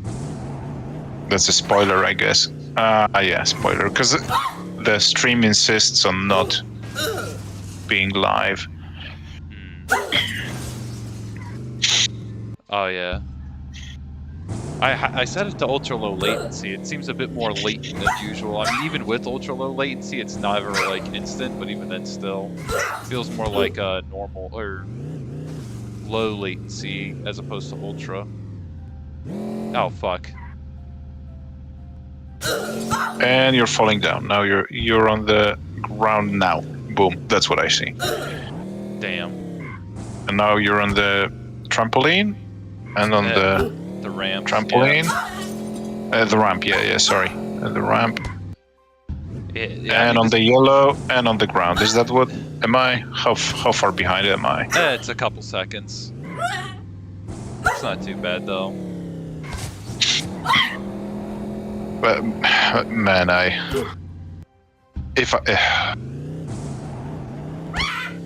there'll be a revolution if I ever got the keys to the Ministry of Education. Sort of unconstrained access. I would gut the entire thing. I mean, well, I don't. For your sake, in terms of, I would fire people. I would fire. By which I mean the thing, not the people. The department. The department. I would fire people. That's what I meant.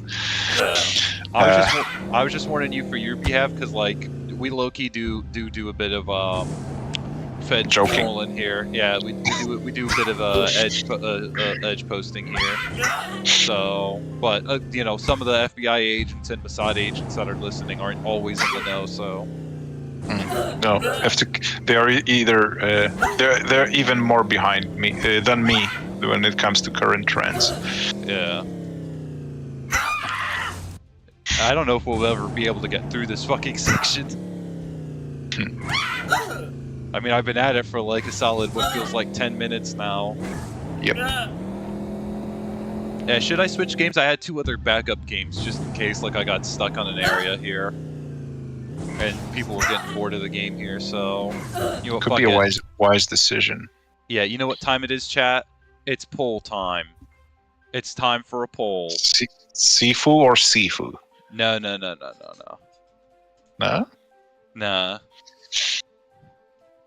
I don't have Sifu installed. Oh. Yeah, again, the whole Sifu thing was just because it's April Fool's, so... I'm actually happy it's not Sifu. That game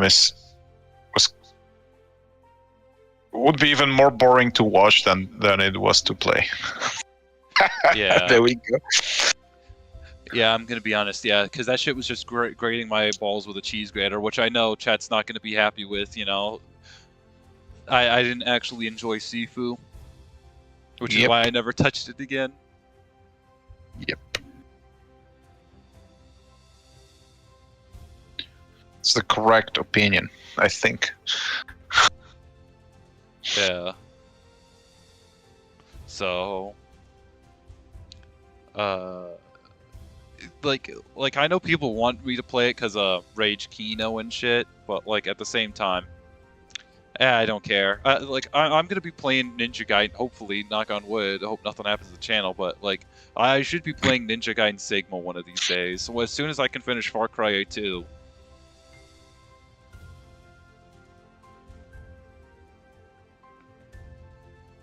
That's the first one, Sigma, or all of them had a Sigma version, right? Well, yeah, yeah, they all had a Sigma version and shit. So, alrighty. Let's see. We got a poll here. Am I able to vote? Nope, I can't vote. All right. To the 5 people in chat, vote! God damn it! Should I need to look up what turbo dismount looks like? Oh.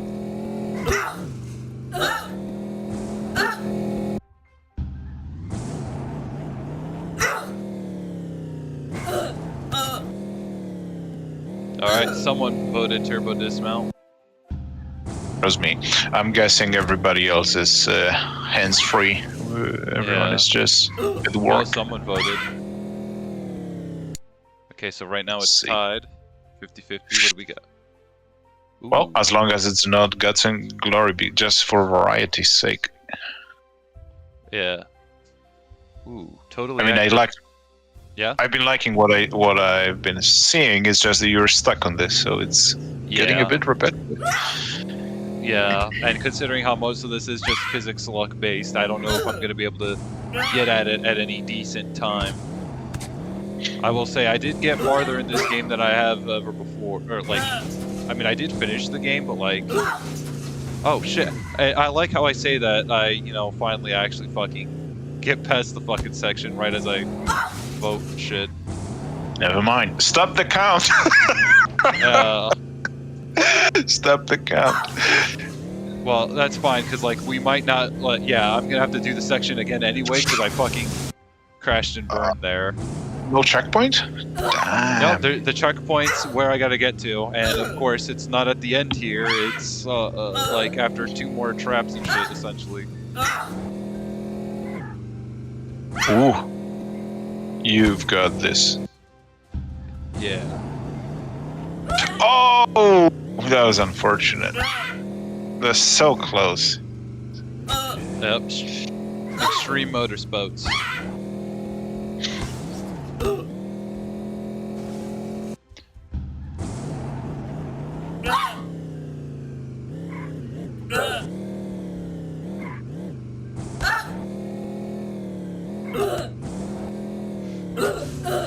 Oh, shit.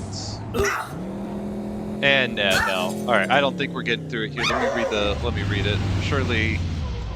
Okay, so we got 3 votes. One for okay, so 2 people voted for Totally Accurate Battle Simulator. I think we found our wiener here. Alright, we can end the poll then. Enough people voted, so alrighty. Then let's quit this.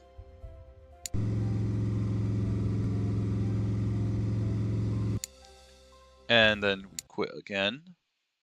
And then let me pull it out.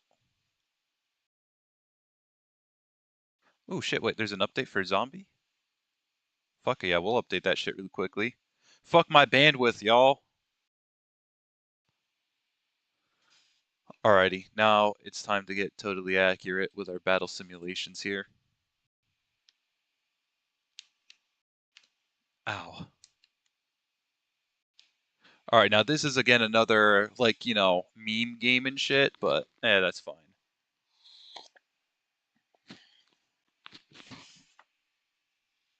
Yeah!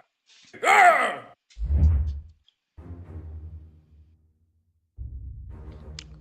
Okay, there we go, we got a screen.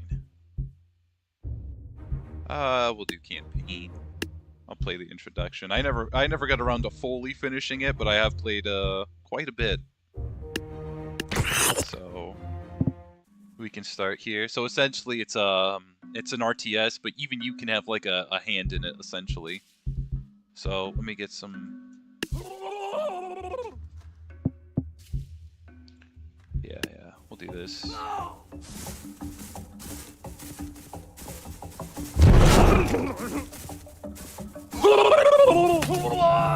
Auschwitz.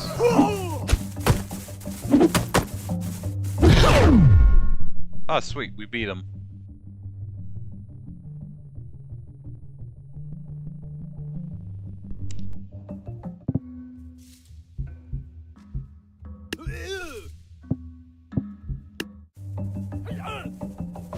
I see blue people, so that's Smurfs versus blue Smurfs. That would be funny if it was, you know, blue Smurfs versus the other Smurfs. Yeah. Well, here's the funny thing. They're all genetically different. Some of them have eyes bigger than the other, you know, googly eyes, if you will. Some of them are even taller and larger than the others. Yeah, like, see, this one's shorter than this one. A lot of weird genetic shit going on here. Melting pot. That's what the melting pot gives you. What about the other guys on the other side? Are they also?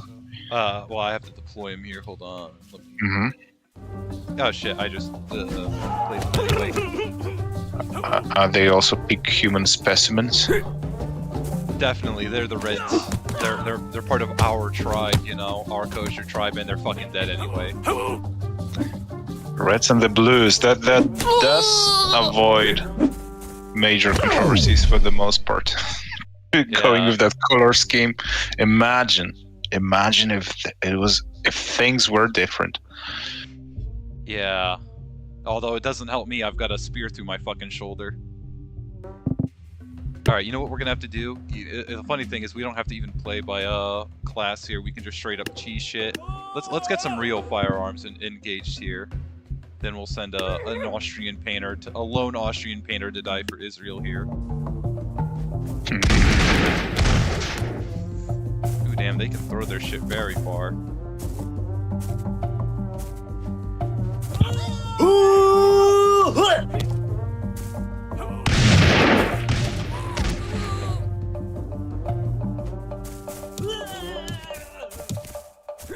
Oh shit, how many do I have left to kill? Oh damn.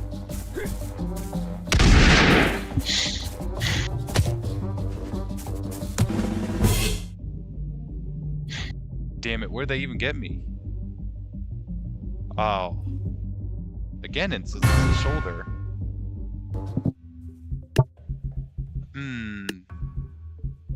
I have 800 here. There we go.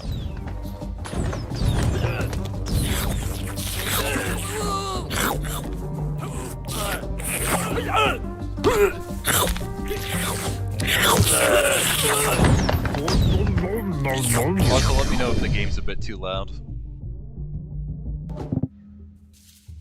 Let's see. Here, actually, no, I can just do. I'll lower it just in case. Audio. There we go.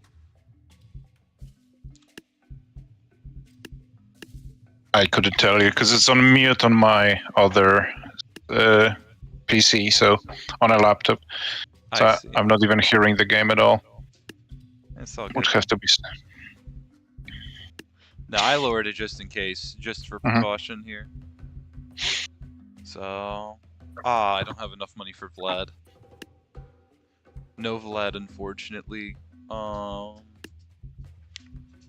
gotta ask Forge, do you play many RTSs? RTSs. I probably played at least, maybe not extensively, most of them. Warcraft 3 is one of my favorite games of all time. So is StarCraft. I see. RTSs. There hasn't been a recent one that I really liked.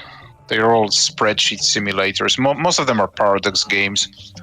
Sort of Victoria, Crusader Kings. They're kind of meme games almost. Stellaris. It's way too much. I prefer turn-based when it comes to this scale. Oh, there is one I still play from time to time. Total War, Warhammer. I see. So that one has RTS real-time battles. Quite impressive, you know, huge armies, thousands of units, especially if you turn up the settings, because it's depending on a setting in the graphics options, the number of units. That's a good one. RTSs. Oh damn! Vlad fucking impaled all of them. He took them all with him. You ever played StarCraft? Yeah, yeah, shit. I'm seeing it now. Yeah. Oh, that one went straight to his ass. Why did they bunched up like this? Is this supposed to have? Yeah, they're all melee. It was shields and club guys. So I didn't know Vlad has a random move to make random wooden spikes come out and penetrate all the opponents. I mean, that one's going straight through his ass there. That one's also going up there. Because when you say RTS, do you mean a game like this, or do you mean, because I'm assuming something more traditional, right, like StarCraft? I mean, any would do. Again, I'm not a big RTS guy. Again, I played this game simply because it's sandbox, goofy meme game. I had my little phase where I liked shitty meme games. I guess this is technically an RTS, but not something somebody would think when they hear that term. But yeah, it is. Yeah. Dude, it's honestly funny because one good attempt at an RTS lately was Tempest Rising, but it was undercooked. No, not enough. It was like you ever played a Command and Conquer game? Command and Conquer? No, actually. Command and Conquer. But, that's fine. But they had those FMV cutscenes with actual actors and sort of recordings. Those were briefings in between missions, and they did that in Tempest Rising. But instead of they were generated, which is funny, interesting. They were computer generated, as in they replicated that style of FMV cutscene, but with a computer. Which they should have done FMVs too, maybe. But they were it was a faithful sort of, well, you can say a spiritual successor in this way. It's a shame that the game wasn't that exciting. Well made, very well made, pretty, but I wish they had like more units and variety. That's why it was undercooked. Maybe a sequel will fix it. So that's what. Oh my god, I'm turning into a doomer again. It's doomer hour, because it just reminds me of. I must have tried like more than 100 indie games over the last couple of years, and I think I only ever like 2 or 3. The most, and not just they're undercooked. There is because we keep talking about how gaming sucks, and it doesn't only suck because of lack of maybe competence, because of propaganda, but because there is even good games are severely undercooked and unfinished, or they are finished but they're very short. There is this card game, like a random example, like Altar of the Abyss, random card game, and the opponent, the AI, doesn't have a deck. They have a monster with abilities. Very cool idea, very unique art. You have this sort of Lovecraftian, like H.E. Geiger or Beksinski art in it, very unsettling art. Well, not super, maybe like halfway there to an unsettling Lovecraftian art, a unique approach. But the game is extremely easy, and there is very easy and very short on content. It's one evening and you're done with the entire thing. And it's like, bro, They should have been like 5 times bigger. Where's the where's the meta progression? Where is the more cards, more classes? Why is it so? And quality-wise, I would kill to have those people work for me because the game is gorgeous. It's good. It's sort of in the upper echelon in terms of, because many card games, especially on Steam, are sort of very simple. They are just very simple interfaces. They're not that appealing. But this one was pretty. It was sort of like almost Hearthstone level of polish and graphics. And it's like, what the hell? It's almost like this graphical tech demo. I guess it's like a lot of AAA games. It's just they look good. They are good galleries, sort of museums, but they are not actual games with their light in terms of mechanics and content. And it's like, it's like everyone runs out of steam at some point and just doesn't deliver. Literally, Slay the Spire was the only fantastic game. But that was like 6 or 7 years ago that came out. Slay the Spire was good, very, very good. I would say the gameplay was just addictive. Would I put it on the level of Halo Combat Evolved? In a way, it's a card game, so it's a different, maybe not. But I'm just saying in terms of sort of how addictive, how cool, how fast flowing, and it was. Maybe it was up there. It was definitely up there. But then I think I've seen at least 20 games that just copy that formula, and none of them are nowhere near to good enough. It's just like the Souls-like problem. You have Sekiro, Dark Souls 1, and then the rest is 7 and 6 out of 10. You have those 2 perfect games, and then everything else is basically 6 out of 10, including freaking Elden Ring. It's like a 7 or 8. Just so disappointing. Because, and then Slay the Spire. Why are half of the games on Steam just Slay the Spire or Balatro clones? And I mean, I know why. Yeah. And why do people accept this shit? They're so boring. Although once you've played the perfection, why would you settle for less? This is my question. This is what's so disappointing. I see. You know what I'm getting at? So you have like let's say Modern Warfare, and then you get some freaking. Why would you play Homefront? Although, unless a game has a gimmick, like Crysis had a gimmick. That's why it could justify itself. So there's Call of Duty Combat, let's say, to put it in simple terms, but with an armor and with a world building. There was more to it. It was a fully fledged product. But then we have those copies these days, and they are just undercooked. It doesn't even begin to describe it. Yeah. It's like everyone leaves 3/4 through production, whether it's AAA or indie. Man, indie games might be even more disappointing. Hate indie games. I used to not hate indie games. I never loved them, but yeah. I mean, I don't know. I'm trying to think. Like, for me, indie games have always kind of been like meh. I mean, there was always the occasional few that would catch your eye, like say Ultra Kill, Dust. Maybe Totally Accurate Battle Simulator. All that stuff, right? And now it's just, I mean, to be fair, it always kind of was geisha. I mean, you look at, what was the game called? Gone Home, the one that had, like, Bioshock devs attached to it. It's just like... I know which one. I played it. It was... Whew. Yeah, it's a walking sim, and walking sims were way too fucking popular. They still are. So that was the actual proto-woke game, I think. Like, no, not proto. Proper woke game before people had the word for that, I think. Although social justice warrior was a term back then, and those are basically the same 2 things.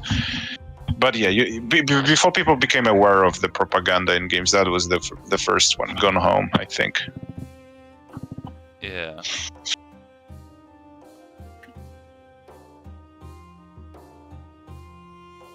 Man, that game was cringe. Yeah. You know, I like how we have quite a few big knights here, and then we have 2 obviously small female fucking knights. I mean, look at this one. That one's clearly trying to hide their breasts and shit. Diversity hires. Yeah, we got 2 and of course I like how they put the diversity hires in the back of the formation. You know, you got the king. Secret Service agents. Yeah. Yep. And then we've got literally fucking I don't know, what are these guys? Are these popes? Are they child molesters? What are they? I don't fucking know. Grandmaster wizards, right? And then I mean, as funny as that is, did you see that chart? I don't know how accurate it is, but I believe it. That shows sort of molestations in the within the church, and it's like a tiny bar, and there's like a bar that's 20 times bigger that says molestations within the public school system. I think Mart was the one who posted it on one of the servers a few weeks ago, and I completely believe it, if only because so many more children go through the public school system, and there are so many, and children, at least modern teachers are subhumans, so they're some of the lowest life forms. So it's so there is that. I mean, it should be, and you can entirely believe it, right? Because people have this blind trust in the public schooling system, and people are very wary of the church. Where would a predator go? Like, which of these environments is safer for them to prey within? It's the schooling system. If you're a psycho, if you're a monster, you become a teacher. You don't become a priest. Yeah. That's what. If only because people are less aware of how things are, because they're more trusting when it comes to teachers. Yet another reason why we should just shut down the schools. Yeah. And ironically, I don't know exactly when, there's been this tipping point after which they just became a net negative to humanity, rather than a positive. Schools, public schools. I think they're just now a net negative. Yeah. Oh yeah, absolutely. I mean, the modern schooling system is genuine AIDS. Like, genuinely some of the worst shit to ever happen. I like. And I'm not. Yeah. Sorry. Nah, I'll let you go. And I'm not a big fan of church myself. I'm a Christian, but I don't care for the institution for the most part. It's just that, knowing what you know about our enemies, would it be a surprise to find out that the cases of abuse within the church are vastly overblown? If you were to, I'm not saying it's how big the phenomenon is, or and for sure I'm not saying it doesn't exist. It does. It's just it seems, they're anti-Christian. Basically, what I'm getting at is elites are extremely anti-Christian, so they will focus over to a much higher degree on every instance of abuse within that community, if only to basically demoralize us in Europe, in America. Because that's and again, it doesn't matter whether you or me, or it doesn't even matter if we are Christians. It matters that they think we are culturally Christians. That's how they attack us, because it is at the root of our culture. So, and because of the church, I do believe that there are good people within the church. Like, most men would not become priests if not, at least if they didn't have good intentions. You don't make such a pledge, to serve people without trying to, be a good person. So maybe you will hear about it because they try to be more transparent. There is more, maybe. Yeah, I don't think they do enough. My understanding is that they could have been doing more, but you only. What am I getting at? Only good people question themselves. There we go. Yeah. So because the institution tries to do good, it's that's why you even hear about it. But the public schooling system, which has like 20 times more instances of child abuse, that one has no introspection because it's evil. The system is evil. That's why it doesn't get rid of its bad apples. Nearly all the apples are bad. The orchard is rotten. Yeah.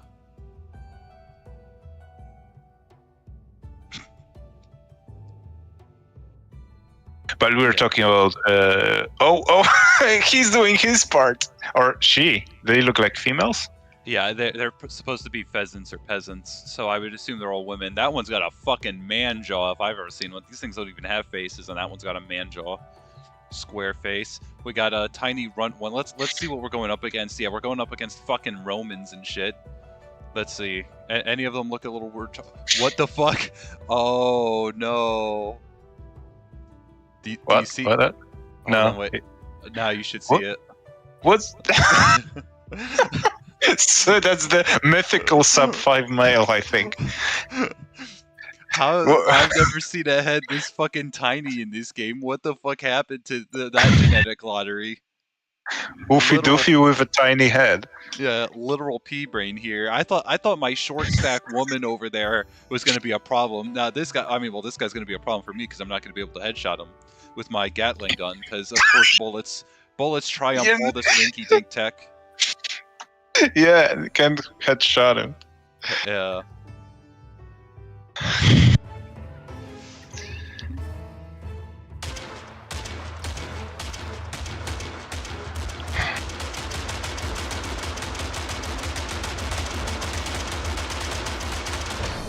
And yep, we just destroyed them in like 10 seconds flat. I don't even know what the fuck happened. Schizo Eli, we should go visit Africa and go diamond hunting. You're not wrong there, actually, dude. You're not wrong. I completely forgot that could have been a choice of game to put up. Fuck. Shit. You know that? Okay, fuck. I'm gonna be that guy again. But well, I'm actually not gonna do anything bad. I don't remember if it was diamonds or gold, but I think most of worldwide production is not from Africa.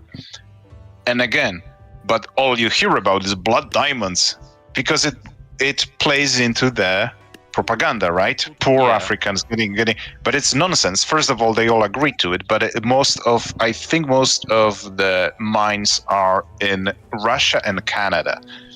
Which is, they will never tell you that. It's you have to ask. That's why I basically am suspect of every meme. Like the meme, nothing against you, it's fine. I mean, I used to believe that most of this shit comes from Africa. But whenever someone says something like, yeah, Africa diamond hunting, as if it's a big phenomenon, I immediately am suspect of every cultural meme that was fed to us. You should assume the opposite is true.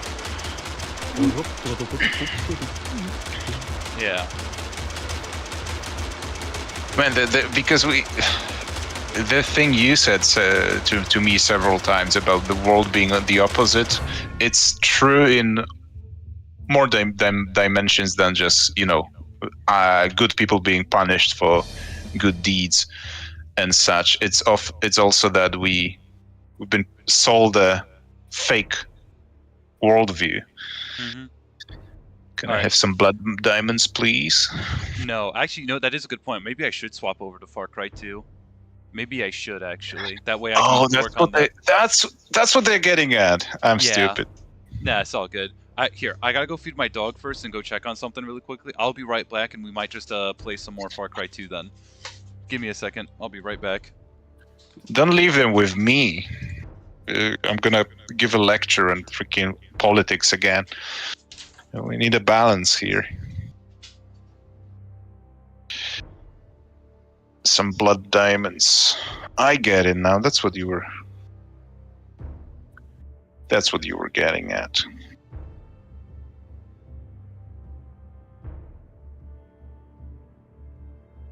Because at this point, if the papers or the CNN said that the sky was blue, I would start suspecting, like wondering what the angle is.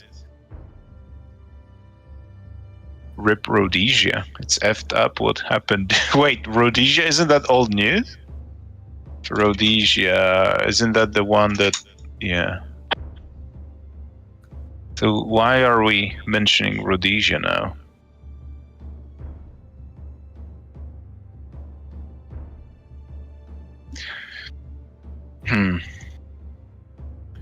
But if you're asking about the stream, then Zeno left to feed his dog. And in the meantime, he left us to behold the troops on the field here. Did you guys just arrive a minute before he had to leave?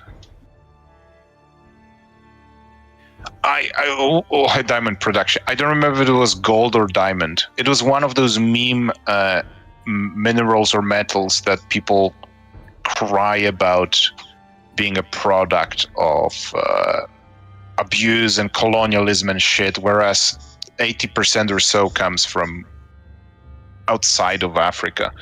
It's just...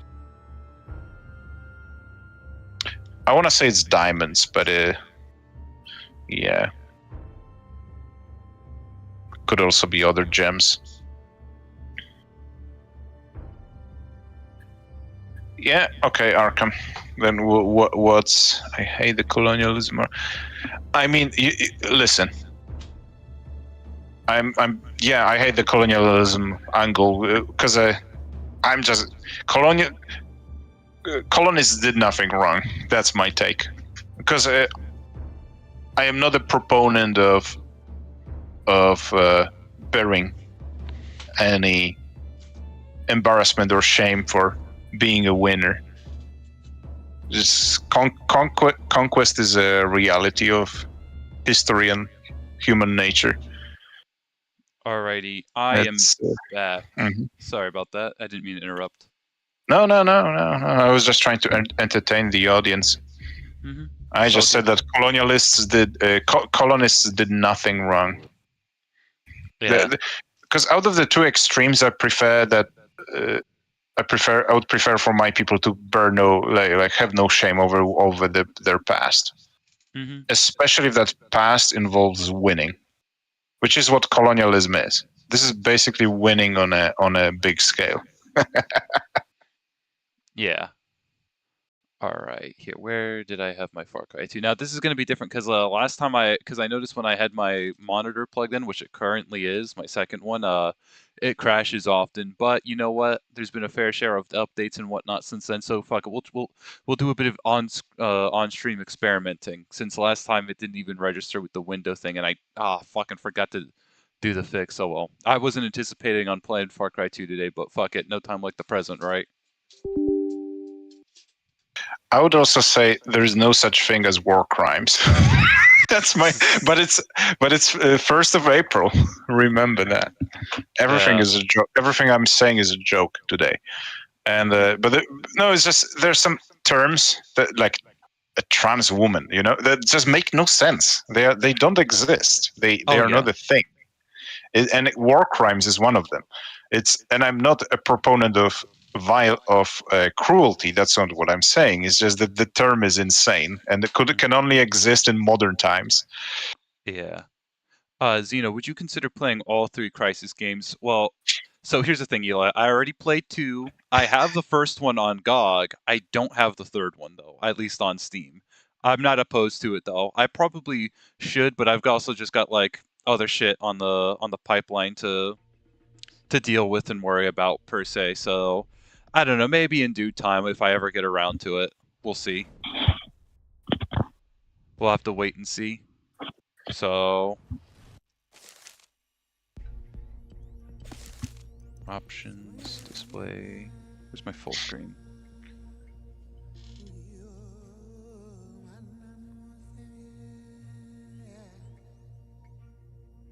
All right, I have more edgy shit on my mind, but I'm not gonna just start dropping it unprompted. It's just been working a lot. No, it's all good. I mean, you can drop it. I don't mind. No, this is gonna sound like a schizo. I mean, we already got a schizo in chat here, so... What the fuck?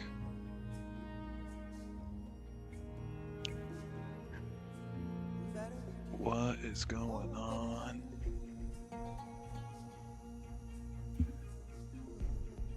Dude, all the weird shit, man.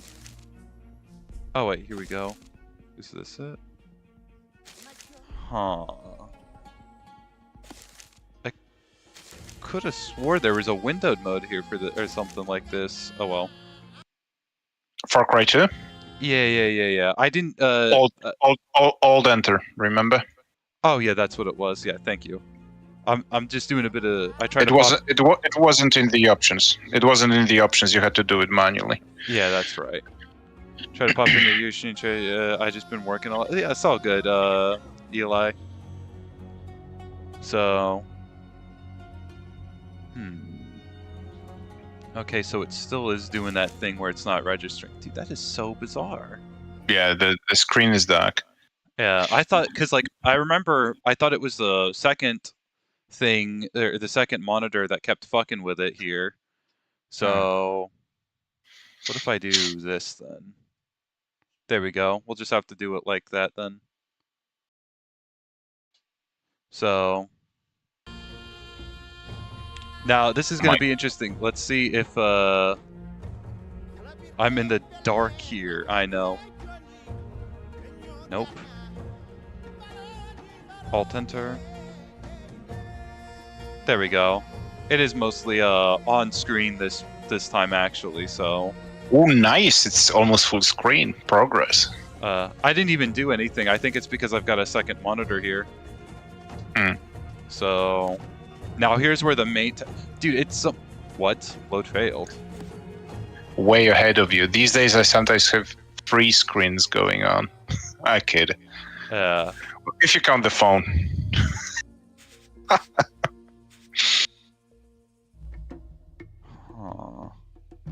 Oh shit! I gotta reload. It's funny because I think just the other day I caught myself scrolling on my phone while I had a game paused and something playing on my laptop, and like a YouTube vid, and then I thought to myself, "Damn, does this count as third screen at this point?"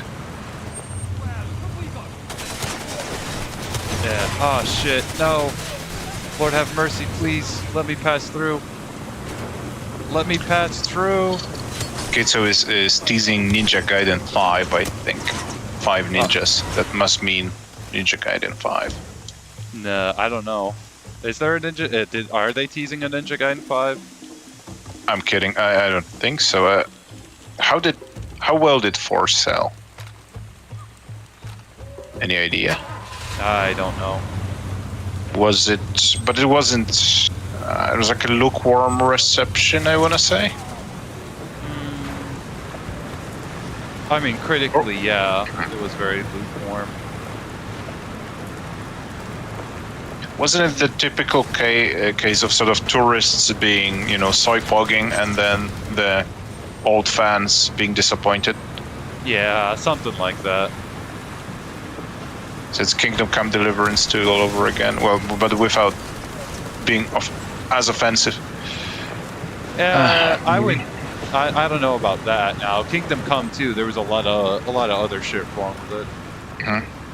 So purely in terms of gameplay, because Kingdom Come 2 apparently was a bit of a step back in some regards. I think maybe I could have thought of a better example. Well, like half of modern AAA games would fit. What brings you out here? No, not her. I don't need to talk to her. I need to talk to this guy. You high as a kite or what? Yes, I'm high as fuck. Alright, now let's save. Just in case. There we go.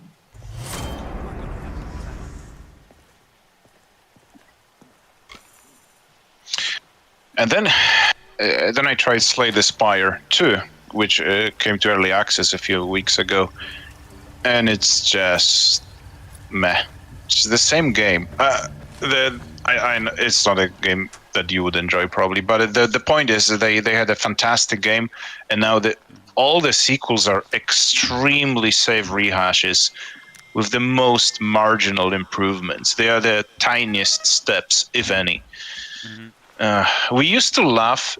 I remember how we used to laugh in Infinity Ward and Ubisoft specifically, for rehashing Assassin's Creed. But even Brotherhood had a multiplayer mode that I really liked, for example.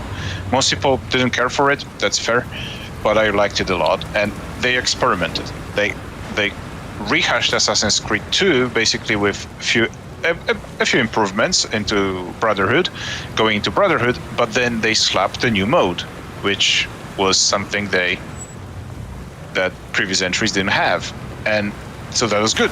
That's great. That's what you want to see. But now you don't even have that. It's just minuscule improvements. This safe as shit. And listen, am I crazy? Well, I am crazy, but am I crazy for thinking that if you just copy the first game with barely any changes, let's say the first game, whatever the franchise is 10 out of 10, then if you copy that game with barely any changes, you cannot give it a 10 out of 10. You have to account for the art aspect of it, for whether it's an improvement, whether it's innovative, whether it provides new value.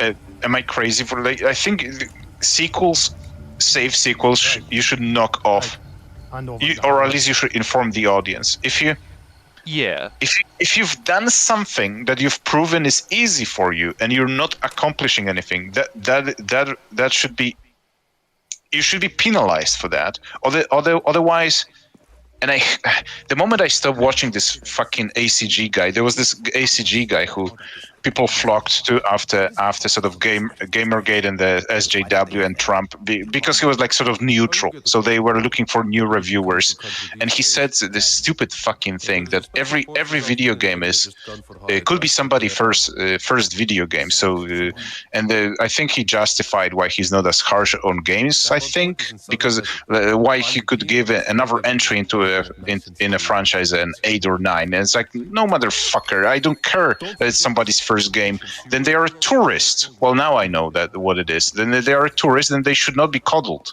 No concessions should be made for people who don't want to try, don't want to put in an effort. There's no obligation to open, and then we go into the gatekeeping conversation.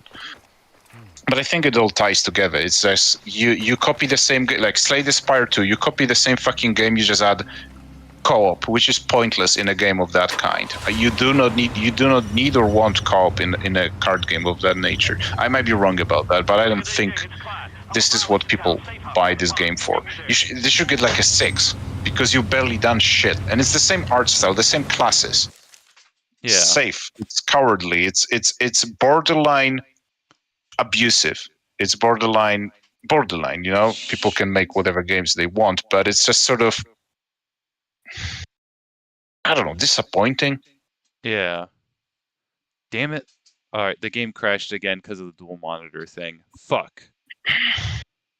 I thought it was going to work itself out this time. I could only stream it with one monitor here, so... all right, you know what? I'll play one more game for a little bit, and then we'll call it a day. Because Far Cry 2, it still needs to be worked on, and I keep forgetting to put the one fix, at least for the screen thing. So we'll just play a little bit of one more game for today, and then we'll call it a day. Okay, let me make sure though everything else is kosher. There we go. Who played Echoes of the Living? Any thoughts? I don't think I did. Yeah, I don't know. I'm gonna have to look it up.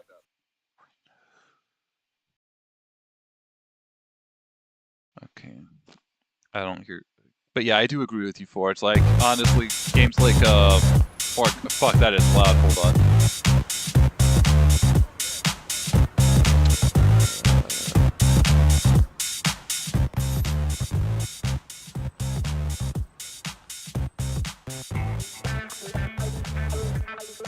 There we go. All right, since we pretty much been mostly a vehicle talk stream, we might as well end it with a little bit of turbo dismount, because why not? That's the one I voted for. Exactly. See, it all comes about in the end, so...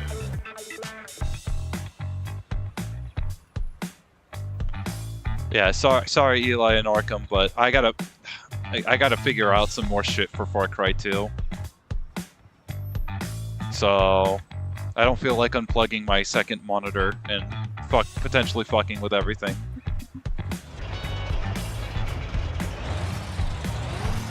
Oh, what the fuck? So apparently with this, it's just random like vehicle destruction. So you know what? Fuck it, we ball.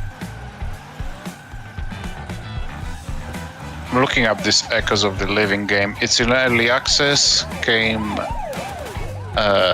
to Steam in October, at the end of October last year. And it looks like a callback to RE games, early RE Resident Evil games. Fixed camera, looks like a fixed camera position. Yeah. The guy looks like Chris Redfield. I remember that game. I heard about it. Yeah, I remember now.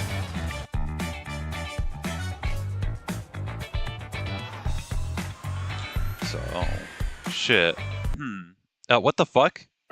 So what's your take, Arkham Fallout? What's your take on it?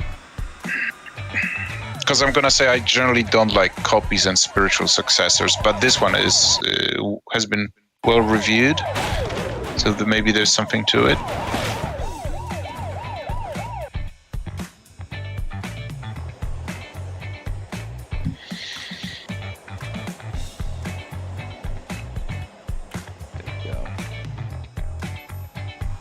There are female characters that look like women in this game, so that's also something. But why is it in early access? That's not a type of a game that should be...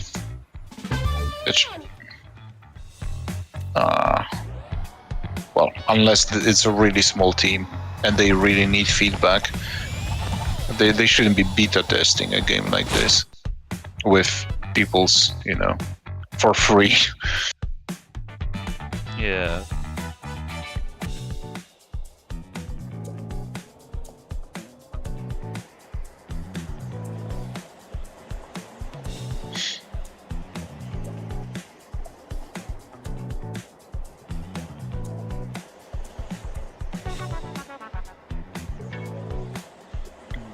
Unfortunately, and I've seen a couple, and I played a couple of those RE spiritual successors and such.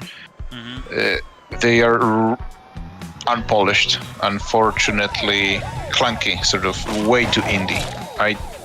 I don't know if most of them are just not fun to move. And RE, for all it's old or new, for all their clunk, it is quality. You know it's all on purpose, and it's made by people who have skill, and it just feels proper.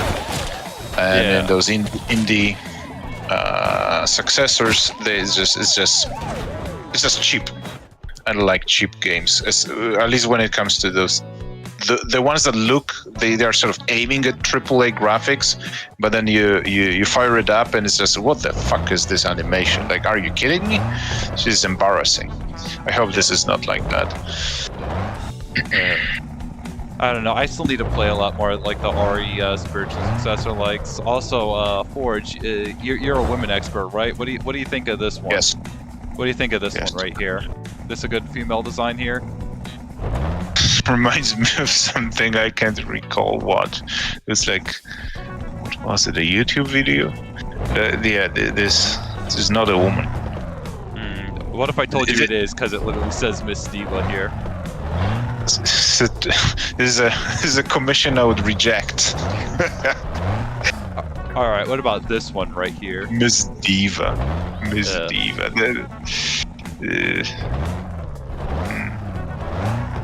That's what? What's her name? Miss Bumblebee. Mrs. Bumblebee here. We're on the right track. Still, I don't know. She could put it would be better if she had a dress. Then what about this one here? That one's And got some is titty. This is Mrs. Dismount here. more in shape. Yeah, there we go. Let's see. Who played Abiotic Factor? I think I've also heard about that one too.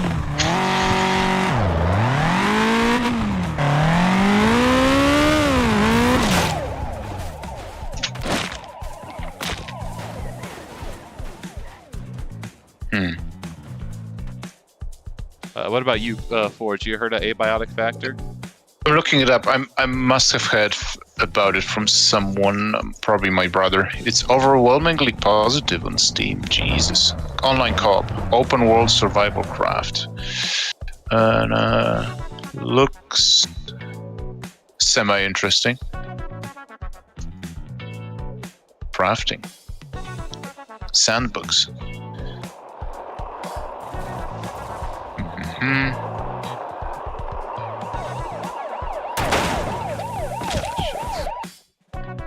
Probably heard about it from my brother, and if he played it, I'm trying to figure out if he played it, then it should be at least somewhat good. He doesn't play trash usually.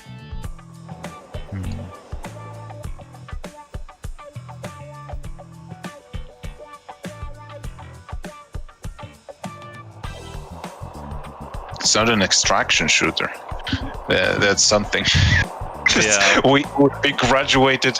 I'm gonna be happy about the Friend Slop Survival Craft because it's not an extraction shooter. Oh yeah. That's how low we have sunk. Yeah, or a walking sim too. That's also good too.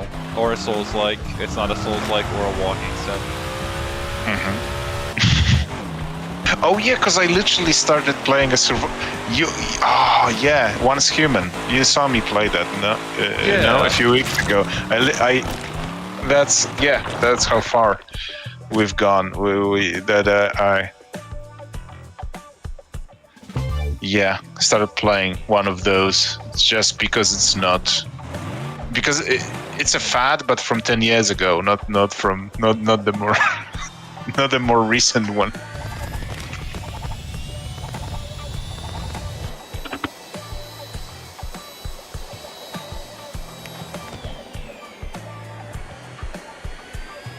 SWAT Commander. I don't think I've ever even heard of that one either.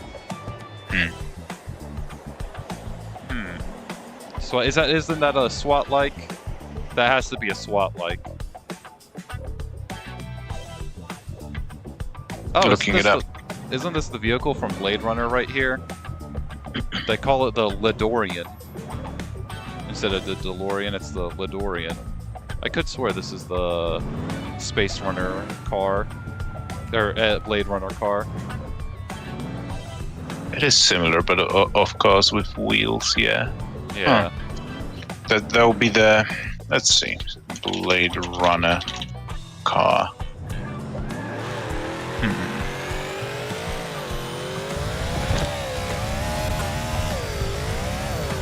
It's a bit far from both the Harrison Ford and Gosling one. Must be a reference to something else then.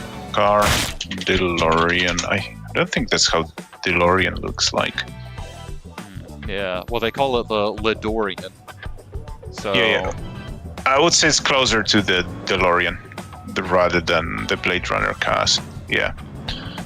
Is there a Batman? They slapped a single wheel at the back of it instead of two. That confused me. Yeah. Is there a Batman car? No, we have a British bus essentially. We've got a couch, a bumper car. I don't know what the fuck this thing is supposed to be. The Cantelio, or the Cantelli. We've got a Jamboree, Humvee, Lance. Trying to think of what an instrument. Yeah. We got literally fucking Flappy Bird right here. Is there a Xeno car? No, unfortunately not. This is the roster of cars. There's a Mad Max car right here. So there's a Czar, exactly. A Xeno car. approved and funded by the Mossad industry.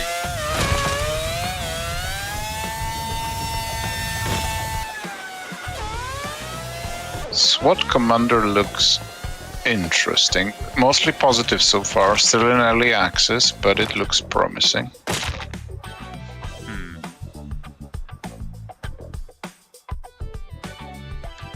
Oh, here, where is the other one? There we go. Here, we'll use that Flappy Bird one here, the token bird. We're literally writing Flappy Bird, man.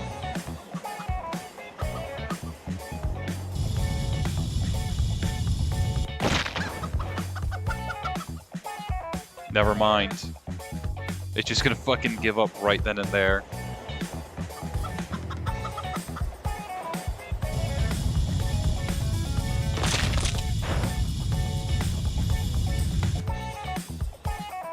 It's funny because it does kind of fly to a degree.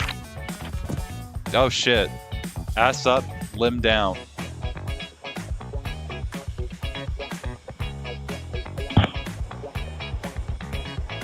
What if we do it with this Funko Pop looking motherfucker? There we go. We'll send the Funko Pop to its demise. Fuck 'em.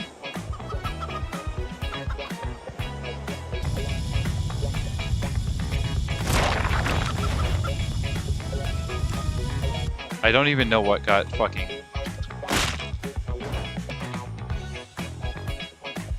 Damn.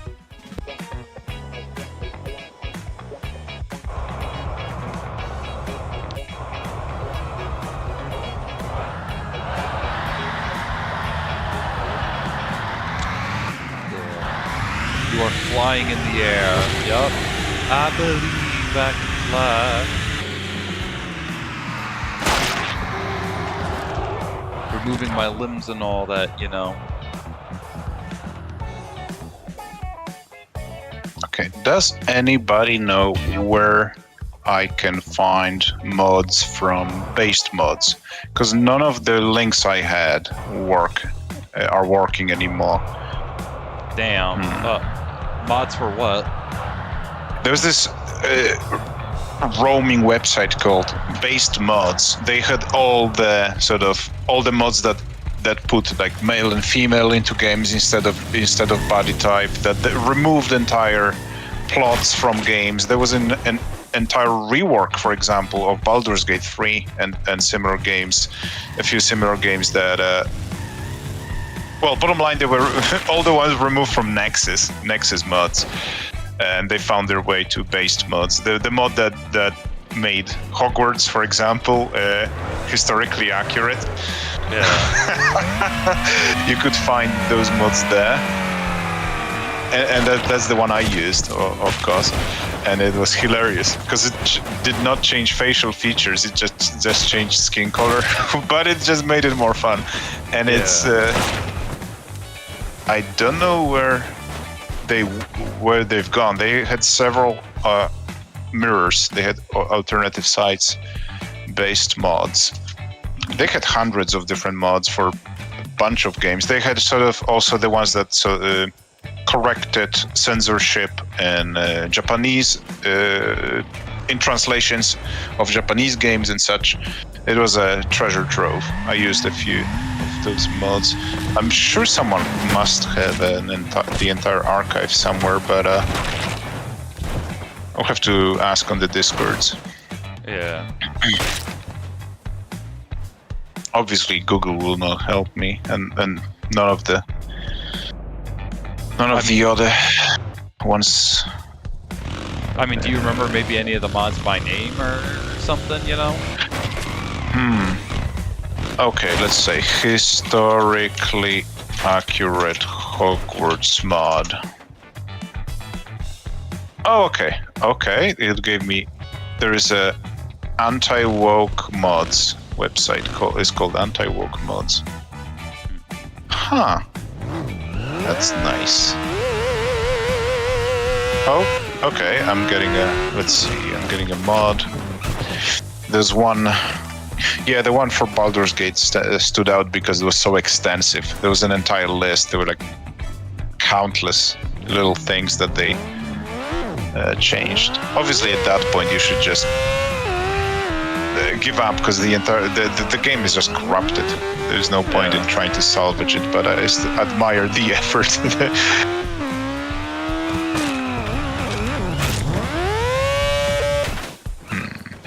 Oh shit. Base Dumbledore, right? You remember that meme? Maybe. Hogwarts Legacy, remember that game? It was very diverse. But the movies are not, and neither are the books, which take place 100 years later. Which leads one to conclude necessarily that one of the school headmasters between then and now, most likely Albus Dumbledore. I don't think there were that many. Maybe only one. There was maybe one or two successions of headmasters. Basically, people figured out it must have been Dumbledore, and that he must have ethnically cleansed Hogwarts. and that's how the base Dumbledore meme was born. That because when you make prequels that are or historical fiction or historical drama that are DEI, that are so diverse, you run into, while the original source material isn't, you run into the uncomfortable questions of what happened to all those diverse people between then and now. Yeah. Okay. Harry Potter and the Gas Chambers of Secrets was my favorite. There were, gas people chamber. I love that one. And what's next? The burning oven. The burning oven of secrets. I don't remember many of the Harry Potter names of titles. Let me look up. Maybe there is the list, because people started remixing all of those, and it was getting better and better, especially since whatever you want to say about the books, it's a fertile ground for jokes, because they do focus on ancestry and like blood. There's a term like half blood, mud blood, and the Gas Chamber of Secrets doesn't produce results, obviously. The Prisoners of Afghanistan. No, that's not it. Prisoners of Afghanistan. I want to see the prisoners of Palestine. I want to see the Israeli prisoners of Palestine or of Israel. That would be funny.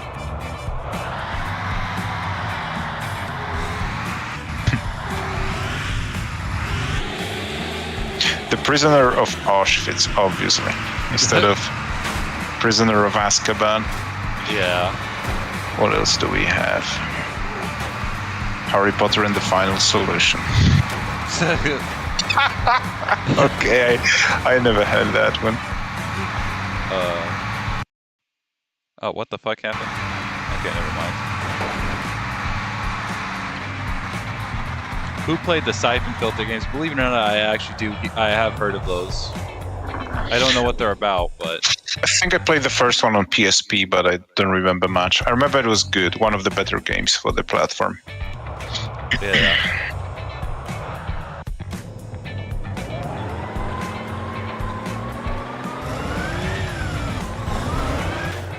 I'm driving a killdozer.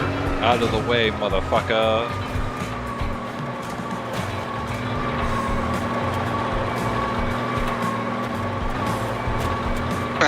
There's a mod for Alan Wake. You can imagine what it does. It gets rid of Saga Anderson. Well, it kind of get rid of her, but she's not as dark anymore. She looks hilarious.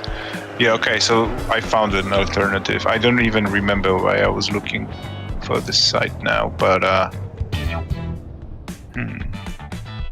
Oh, Bioshock Infinite. Nah, that's nothing interesting there. Nothing interesting there either.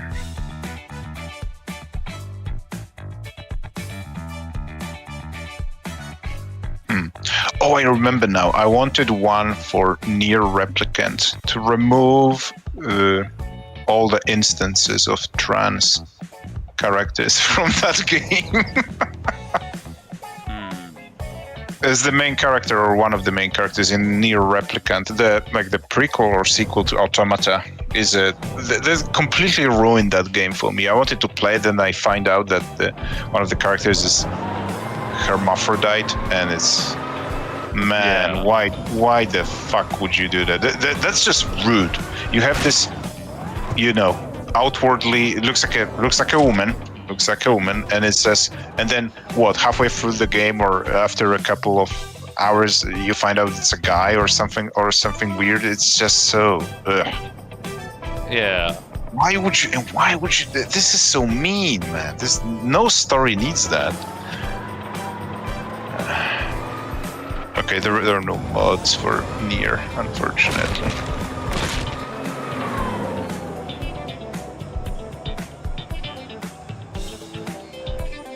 You have those, everyone has dreams of what they would do with $1 million, or if they won a lottery, right? Oh yeah, absolutely. I have my dreams all the time. Yeah, things I do with the lottery. And I think one of mine would be just posting bounties for anti-woke mods just to spite people. Or, well, if I had billions, I would just buy those studios and shut them down. And if I had trillions, I would do something on a much bigger scale. But but with millions, you could just get someone to model like new characters or remove some lines that you don't like, and you just to be spiteful. There will be a better use for that, obviously, for that money. But if you had to spend it in a really wasteful fashion, that would be it. Yeah.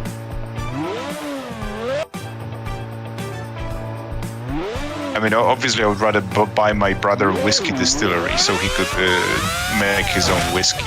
Because for example, that would be the best usage of that money. Or would hire a couple of people to make video games with me.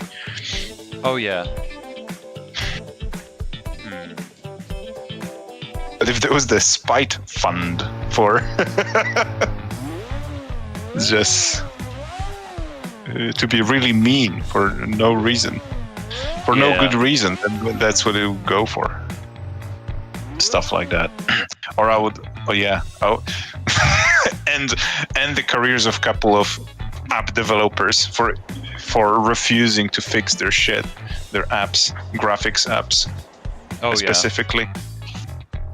That influences my workflow. Yeah. And they will not listen. So I will just hire someone to copy their apps, but without that annoying feature. And that's how I would end them.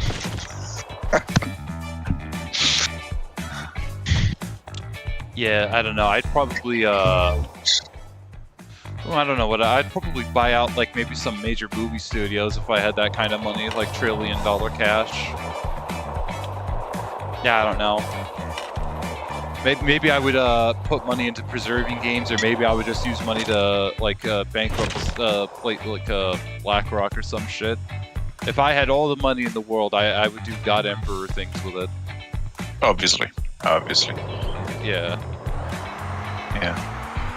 Or buy a small country, build a wall all around it, cut it off the internet, and come at me. Yeah. Build my own utopia.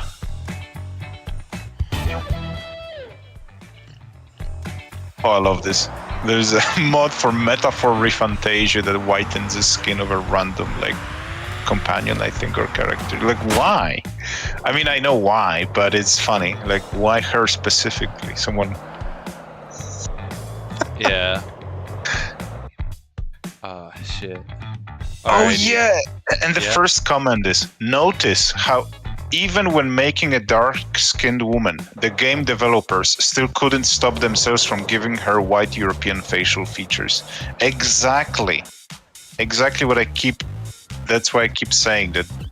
Yeah, well, I talked about it. It's not just about the shade of skin. It's much more than that. Yeah.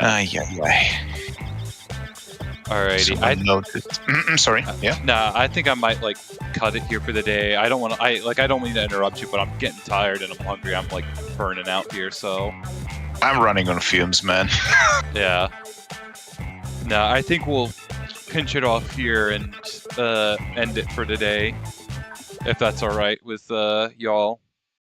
So. With me, absolutely. Yeah.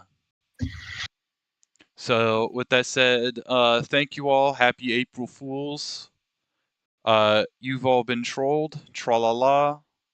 And with that said, have a good one. Forge, any closing thoughts? Have a happy Easter. Oh shit, that's right. Easter's coming along some point too. Yeah, happy Easter, y'all. All right. Good night. Or good day, whatever time it is for you all. Mm-hmm.